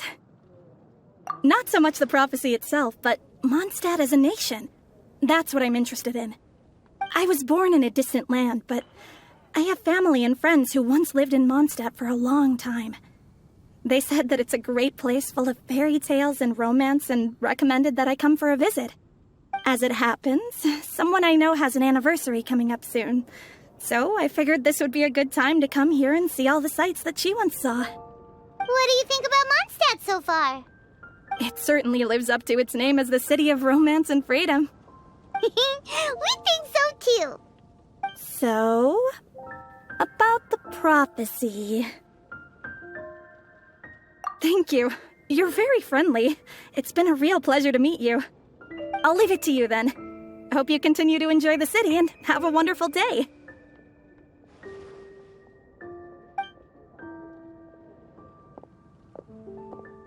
She definitely isn't dressed like a local, huh? Where do you think her hometown could be? Please find me a flower that is not of this world, and a guide who will never get lost. Find me one who would never lie, as well as a legend that never ends. Huh?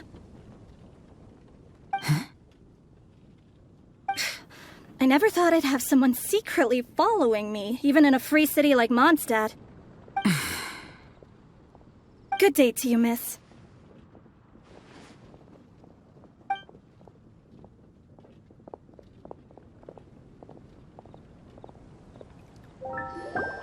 Hey, we're here! Traveler, Paimon! Great timing! We got a lot of letters in the mailbox, and I just finished sorting them into 4 groups. Nice work! Well, the real work hasn't even started yet. Which batch of letters should we read through first? Let me quickly summarize what we found out about a flower that is not of this world.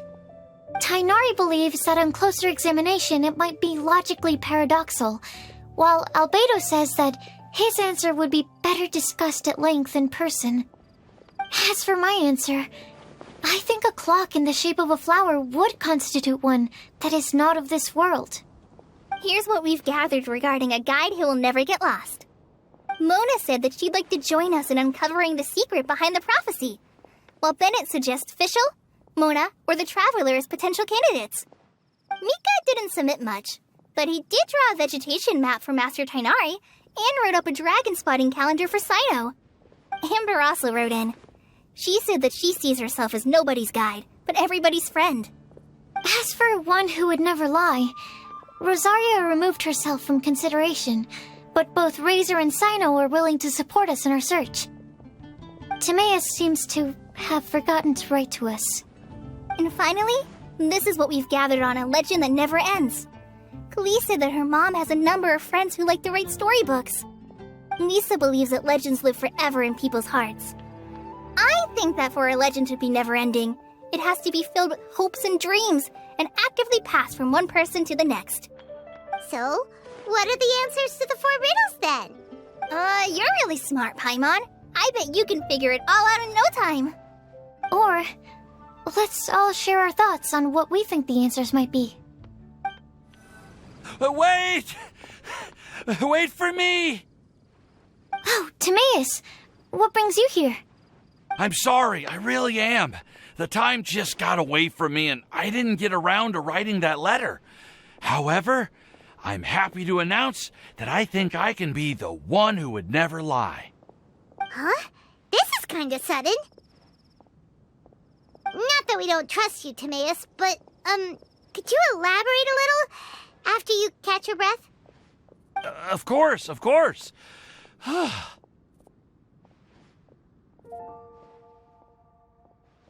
Do you still remember the time I, collaborated with a certain Miss Ying-ar?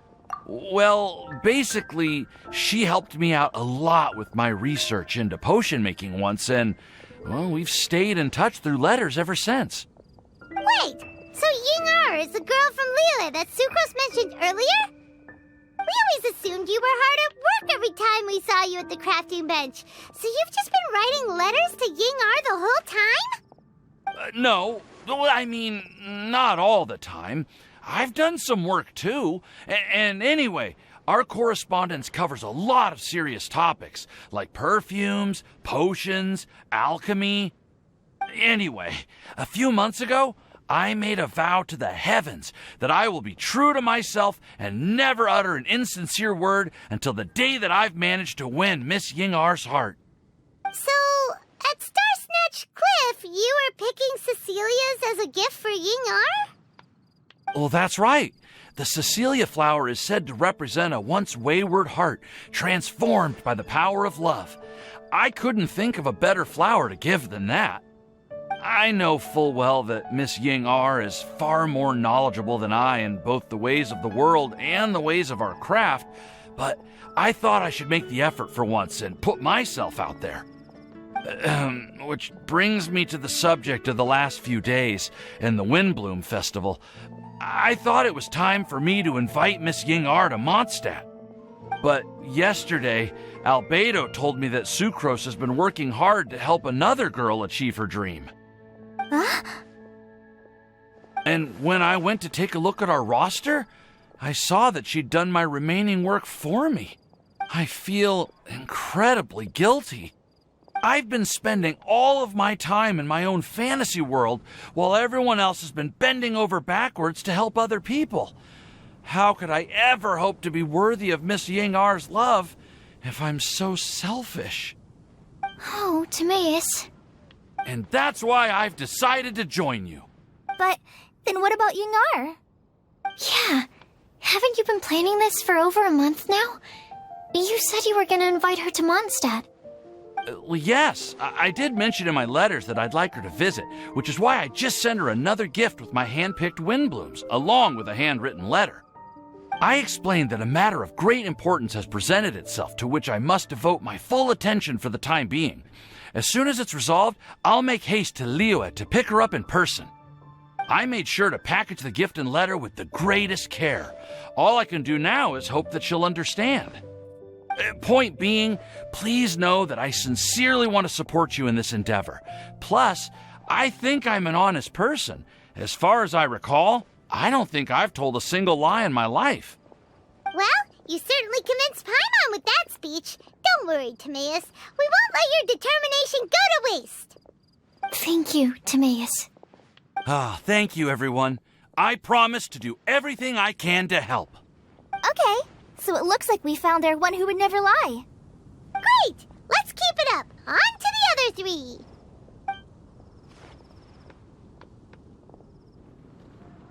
Okay, Paimon will do the honors. Ahem. We have with us here the flower, the guide, the legend, and Timaeus. Huh? Why did you only say Timaeus' name? You should say my name, too. All right. We also have Klee.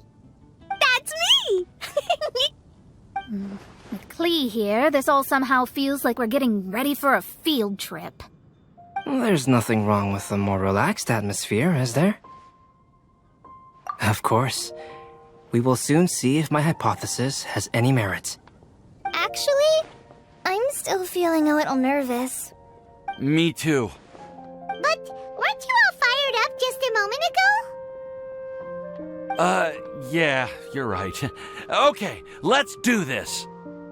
Actually, I'm a little worried too. Deep breaths. Deep breaths. I know what you're feeling. Saying anything becomes so much harder when there are so many people watching. Well, does anyone know the exact location of where we're headed, or should I do a reading on my scry glass?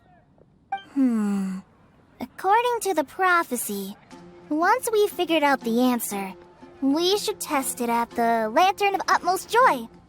Wait, but where is this lantern? Oh, we know something about that. What?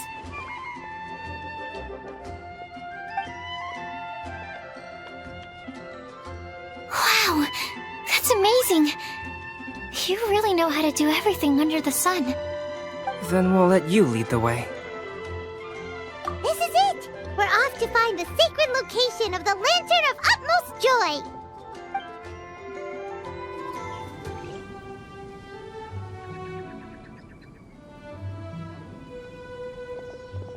Aww, I don't see any lanterns here. Now that I think about it, the prophecy didn't say anything about what the Lantern of Utmost Joy actually looks like, right? Maybe we've overlooked something? Traveler, are you trying to figure out something else from the paper?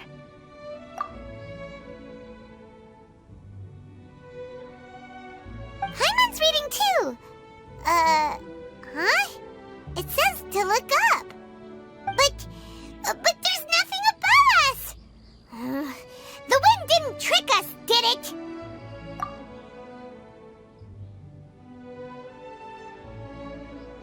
Place the squirrel on the back of the pointy-eared cat, and a pious puppy will open the doors to show you the way. Huh. Paimon read the whole thing out loud, but nothing's happening. Look! The wind is blowing! What a strong wind current.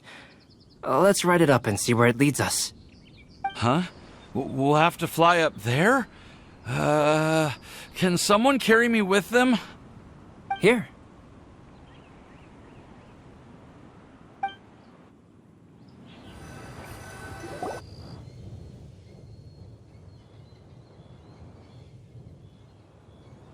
How did this little island get up here in the sky? Did somebody make it? Just to be safe, I've been jotting down our entire route here. This way, no one will get lost. Oh, good morning, Kale! Huh. Who would have thought we'd find this kind of table here? Weird. It's almost as if someone was holding a tea party. I never would have guessed that such a place could exist. Right above Mondstadt, too. Wow, look at that pretty lantern on the table. There's even a chair for each side of the lantern, too. There seems to be something on the back of this chair. Let me have a closer look. Take your seat, present your answers, and you shall reach enlightenment. Well, as far as instructions go, I guess that's simple enough. So we just need to do as it says, right? Wait a second. Huh? What is it, Albedo? We'd better make sure this place is safe before taking our seats. Everyone, please stay clear for a moment. Well, all our questions and doubts aside, the scenery here is pretty amazing. It'd be impossible to feel stressed here. How is everything, Albedo? Everything seems to be fine. I didn't find any traps or suspicious mechanisms. But I also couldn't find any overt destructive devices. Huh? What do you mean? Well, it seems that wrong answers won't have any catastrophic consequences. Looks like we'll have to sit on these chairs and fulfill the prophecy. Everyone, I would like to suggest that we try some risky answers on our first attempt. Let's reserve our most confident answers for the second round. That sounds kind of smart. But why? I get what he means. If we do as he says, then we may be able to figure out how the puzzle works. I see.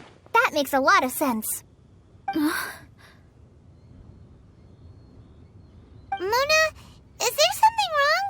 You're not looking too good. Oh, are you hungry? I brought some snacks. Thank you for offering, Klee, but that's not quite it. While Albedo was checking just now, I gave my scryglass a spin hoping to find some information. But there's a strange aura to this place. It's almost as if someone has been staring at me as soon as we stepped foot in here. But if nothing here has actually been physically tampered with, then no. Could that person be?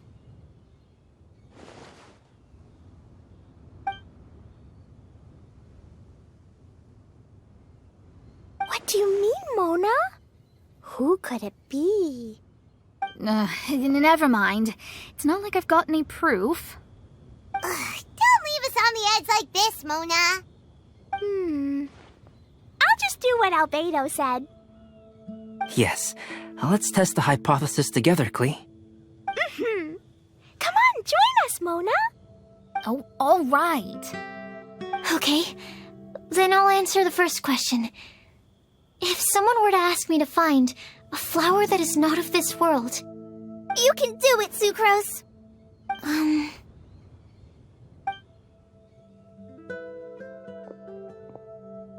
Then I would fetch a tetratanic sweet flower. Alright, I'm up next. My part of the prophecy is to find a guide who will never get lost. Kale, I hope you found your answer.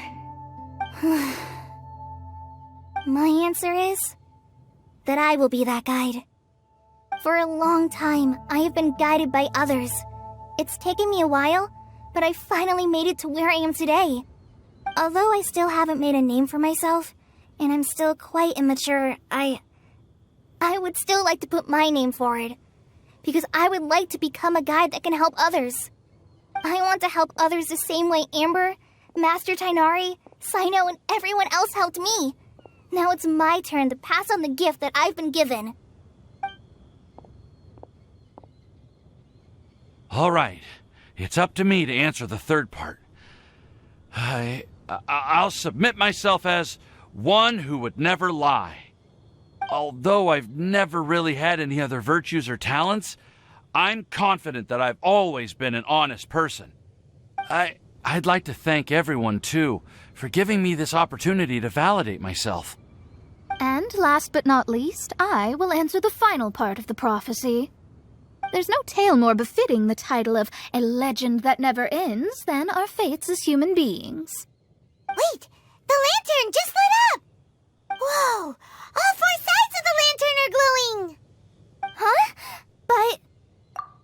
Kale, could I ask you to stand up for a second? Oh, alright.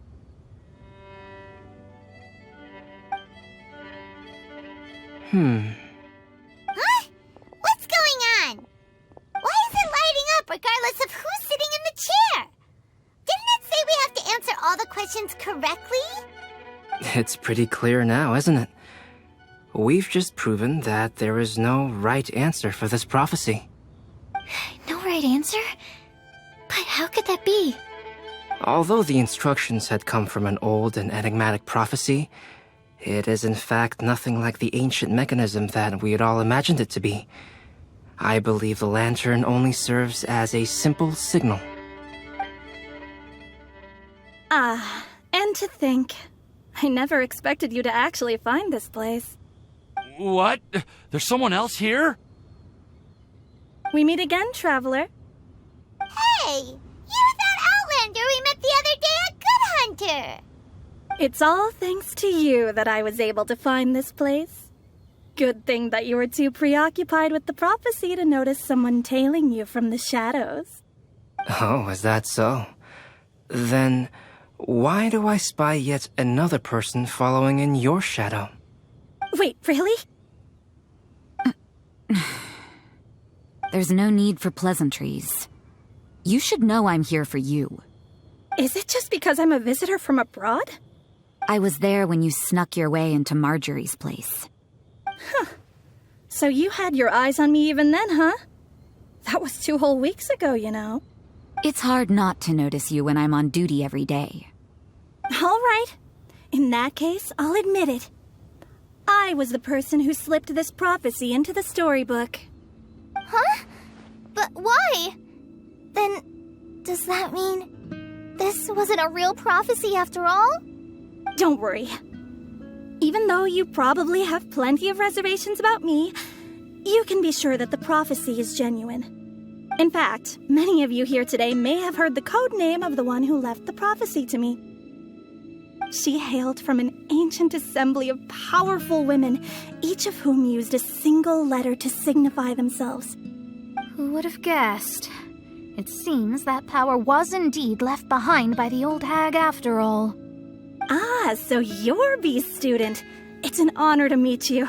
I am Scarlet, the successor of Jay. Well, what are you talking about? It's a long story, but I'm not quite sure that I'm the best person to tell it. Since you've all spent so much time and energy trying to decipher this prophecy, you must also be very interested in the secret behind this lantern, no? The lantern has already been lit. Now then, please allow me to disturb your happy peace. Huh. Why did this little thing just light up? How strange. Hello? On the other side of the lantern. Can you hear me over there? Mom? Oh, I hear many youthful voices. Madam, I am Scarlet, the successor of Jay. Oh, since we've last gathered, Jay's successor has already become so reckless and bold. Unbelievable. Wait. Why are you talking just like the old hag? Old hag? Who would dare say that? Is that Mona? Who are you? Who dares imitate my master? And what of imitation and mimicry? It has always been a fool's errand to mimic and learn from humanity. Aunt Alice, I'm here too. Mom, why are you trying to talk like other people? So I see everyone's here. Well then, my warmest greetings, everyone.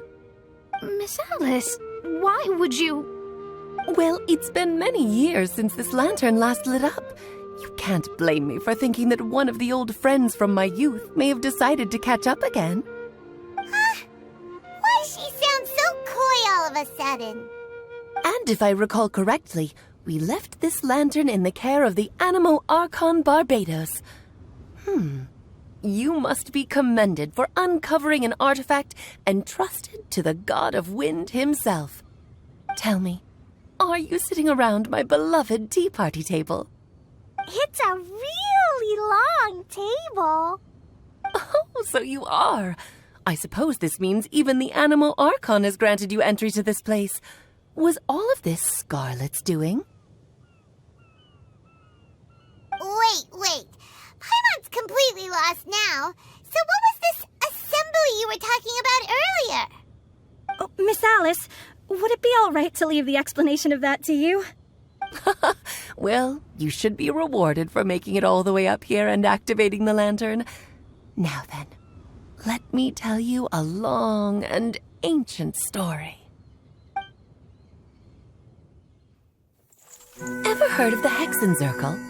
As the spooky name suggests, it's a secret society. Once upon a time, it even challenged the Animo Archon himself. But he replied, "Let us make music, not war, and resolve our conflicts through song." From then on, the mages would only ever convene in the woods, in the skies, or on the edges of cliffs. At these tea parties, they discussed their stories and secrets and resolved their differences, as the tea and cakes bore witness to their pledge never to fight amongst themselves. Yesterday I snuffed out the life of my beloved. He had grown old and was extremely sick. He loved me dearly, so I took his fate in my hands and ended his pain. I'm raising a son. Of all the children I had, he's the only one left. But I suppose that still makes me a mother. My lifespan is nothing compared to yours, so I wish to leave you with my storybook. Actually, maybe you can pass it on to your children one day. Oh, this looks interesting. Let me scry. My dear sisters, we mustn't let prophecies threaten our bonds of friendship. Even the most frightening witch was once a little girl, and growing up can be so tough. Sometimes we all need to vent our troubles to the wind. Even if the nations go to war, or the sky falls down, the mages' tea parties shall forever be held around this table.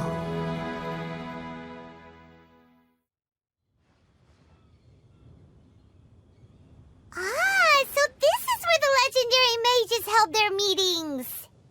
That's right. We often met here to chat and have tea. Then what about the part saying that if we light the lantern of utmost joy, we'd receive a supreme blessing? About that. I never expected anyone other than Jay to actually read the full contents of that prophecy. It's a little embarrassing.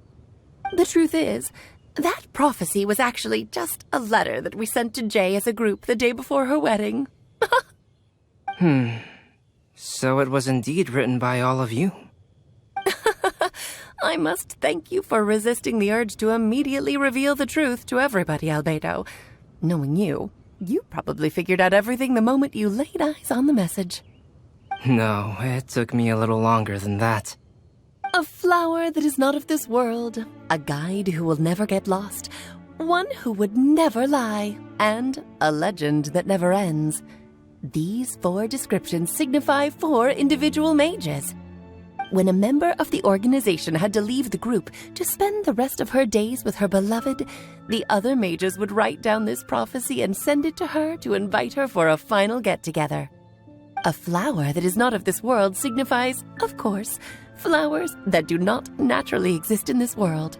This is the signature of our full name, Rhindaughter, also known as Gold. If there's anyone in this world who could create a flower species that does not yet exist, it would be her. The guide who will never get lost is N, otherwise known as Nicole. You may not have encountered her yet, but she is a truly extraordinary woman who has made this world's direction and order her subject of study. Some of you may be fortunate enough to have already heard her voice. Like a prophetess, she will only speak to guide people toward the truth when a change has occurred in the world.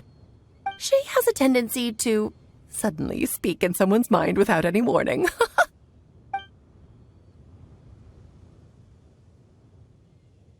If one day you would be unfortunate enough to run into a truly dangerous situation, she may use her voice to guide the way forward for you.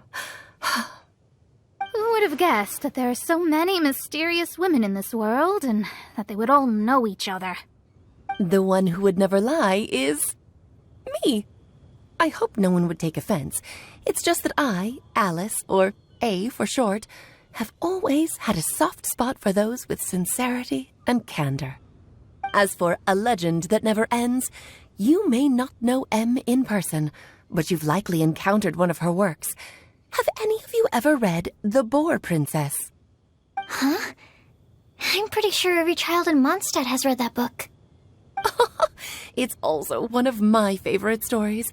M was an exceptional human writer who used her prose to teach me the meaning of grief. Don't you think such a person would deserve a seat at the mage's table? Paimon's getting more and more lost. It may sound hard to believe, but I can attest to everything that Alice has said. Jay was also a mortal who aged and passed on, leaving her title to her students and followers. Alice, you've never acknowledged any of Jay's successors. It's now been centuries since the first of us took on her mantle. I've always wanted to meet you. Do you also want to become a mage? Title aside, I think I'm more interested in the meaning and purpose of the Hexen Circle. I used to think that the Hexen Circle was a group of women who could control the very fate of this world.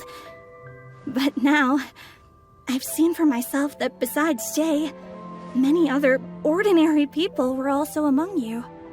Do you think less of us now? No, not at all.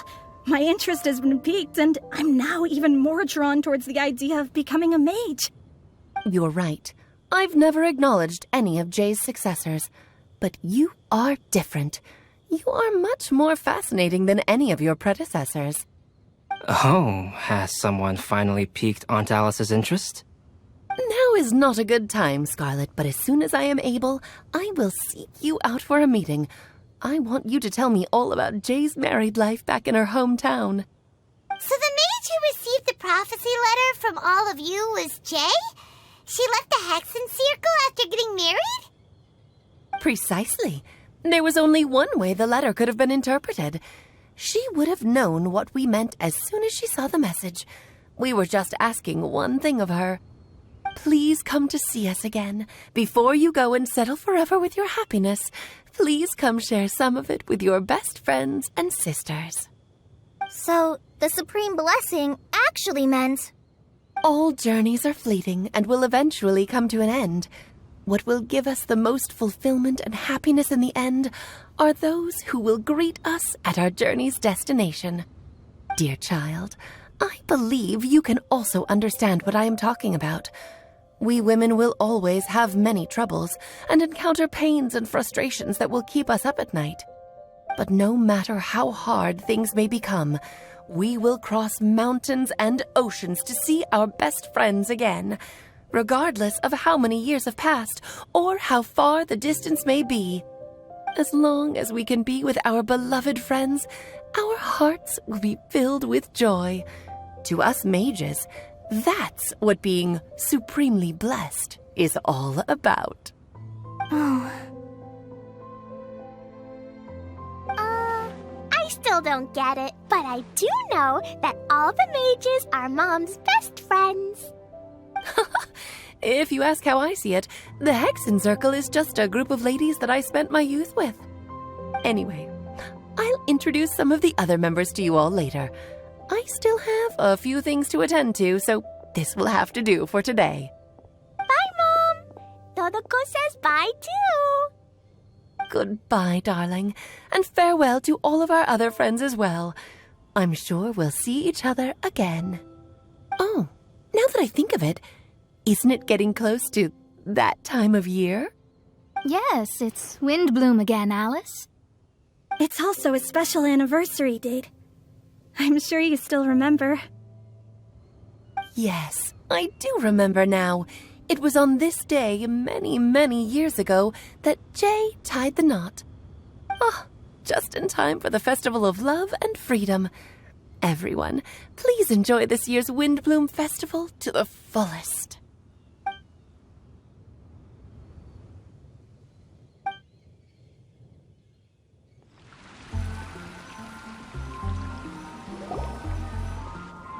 Oh.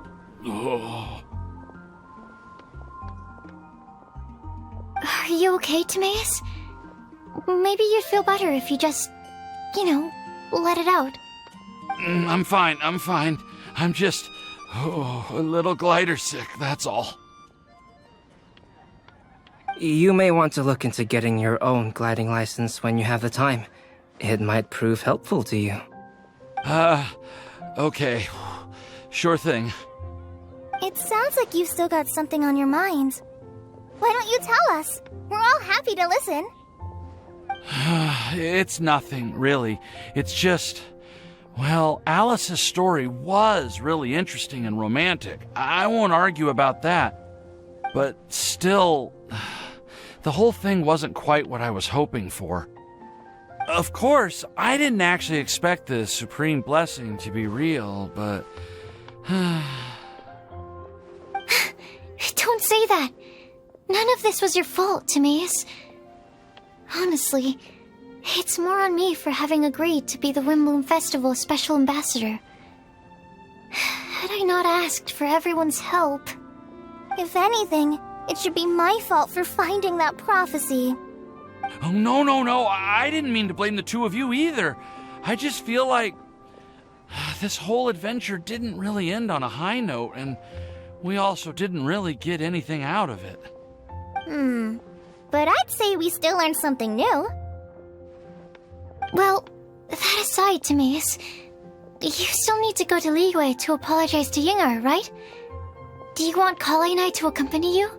Oh, Miss Yingar. Well, I mean... I just really don't want her to get mad at me. Now that I've come back to my senses, I really don't know what I should do. Hey, you three? You may want to look over there. Huh? Miss Yingar? Oh, so that's Miss Yingar? I've never met her before. Yep, that's her. And she actually came all the way to Mondstadt. I am so sorry, Miss Yingar. But how did you... I mean... Are you so happy just to see me? Of course I am. I'm so happy that, I don't, Sorry, I don't know what to say.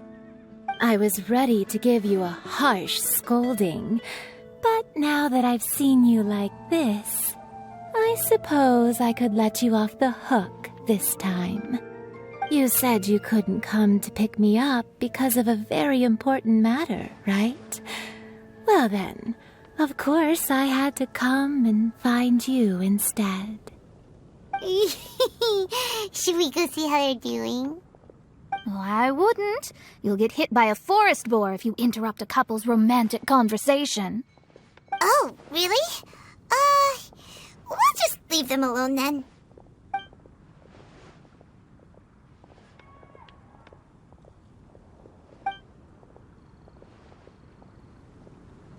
I am so glad to see Timaeus find his happiness. I have to say, I'm even more envious of you, Sucrose.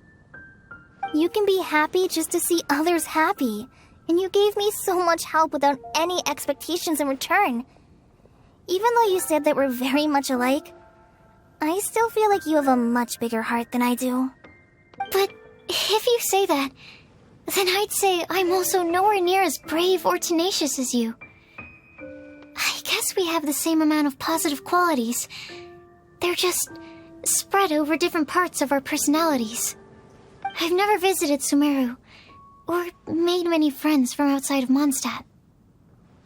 I'm happy just to have met and become your friend. Maybe I'll get shy and flustered when I meet other people I don't know in the future. But that's okay too. Since we are so alike, you probably get what I'm trying to say. You just need to believe that all of your issues aren't really issues at all. But isn't it too late now for me to learn to accept myself? Well... Do you know anything about the blooming cycles of Cecilius? I may have read about that in a book before. That's a topic that my parents used to talk about back when they were still dating. Surprising, right? To think that people would talk about that while on a date. My mom brought it up at dinner one time last month.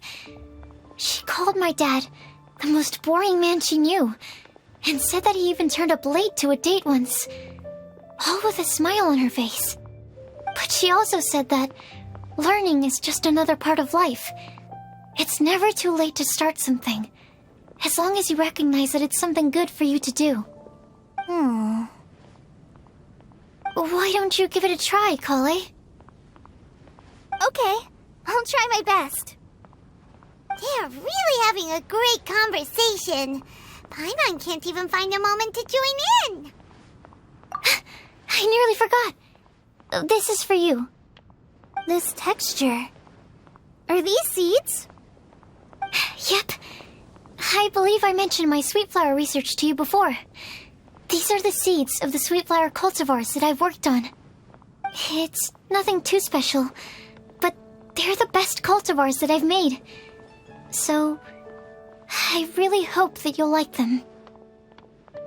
They're super sweet and easy to grow and keep. I'm also submitting them as my windblooms for this year. I wish that the Animo Archon could also see how lovely they are. Thank you. I'll plant them in the Avidia forest and take good care of them. Kale, please take these notes with you. I've heard that you've been working hard on your studies, so I've prepared some study materials for you at Sucrose's request. Feel free to look through them whenever you can find the time. Mondstadt's doors will always remain open to you. Thank you so much. Really, I don't know what to say. I'm just really happy. Sucrose, now's your chance. Didn't you want to collect a breath of joy? You're right. I almost forgot. Kale, can you exhale once into this test tube? I will save this breath of joy and use it in my research. Oh, really? May I? Of course. Huh? What was that? It was like a little cloud of happiness, and now it flew away. Well, luckily there's still some breath left in the test tube. I'll seal it up for now. I'll keep working on it and let you know as soon as I have any breakthroughs in my research. Yeah, you can write to me. I'll be sure to respond as soon as I receive your letter. Oh, it looks like you found a new pen pal. Master Tainari! Saito! If your friendship was forged in a test tube, does that make you test friends forever? That's it. I think you've ruined Sumeru's reputation in Mondstadt beyond all hope of repair. All that matters is that I've enjoyed Mondstadt immensely. The dragon here possesses a majestic form. Oh, that reminds me. Traveler, this card back is for you. Saino wanted you to have one for yourself. If I had to guess, I'd say he probably wants you to use it if you challenge him to a duel. I'm a master of the game. Do you dare challenge me? Can you believe this guy? Huh. Let's knock him off his high horse. Wait! I've got something to give you, too. Huh? Kale has a gift for us? Yeah! I figured I should follow local Mondstadt customs and prepared a few small things themed after the Windblume Festival. I made these bookmarks from Sumeru roses at the hotel. I want to give them to Amber, Master Tainari, and Sino. During Windblume, Mondstadters offer flowers to the people most important to them.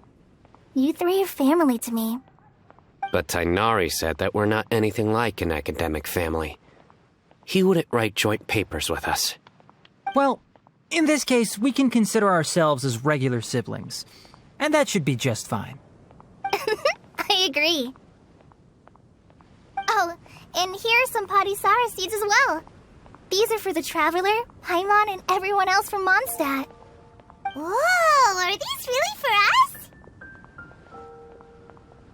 So, are these your chosen Windblooms? Mm-hmm, one of them.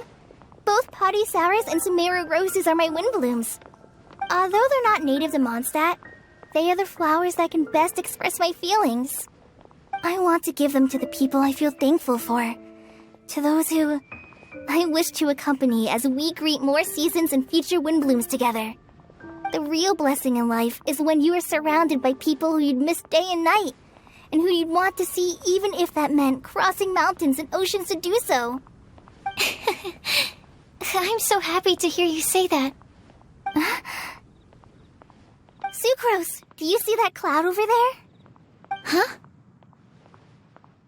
Doesn't it look just like your test tube?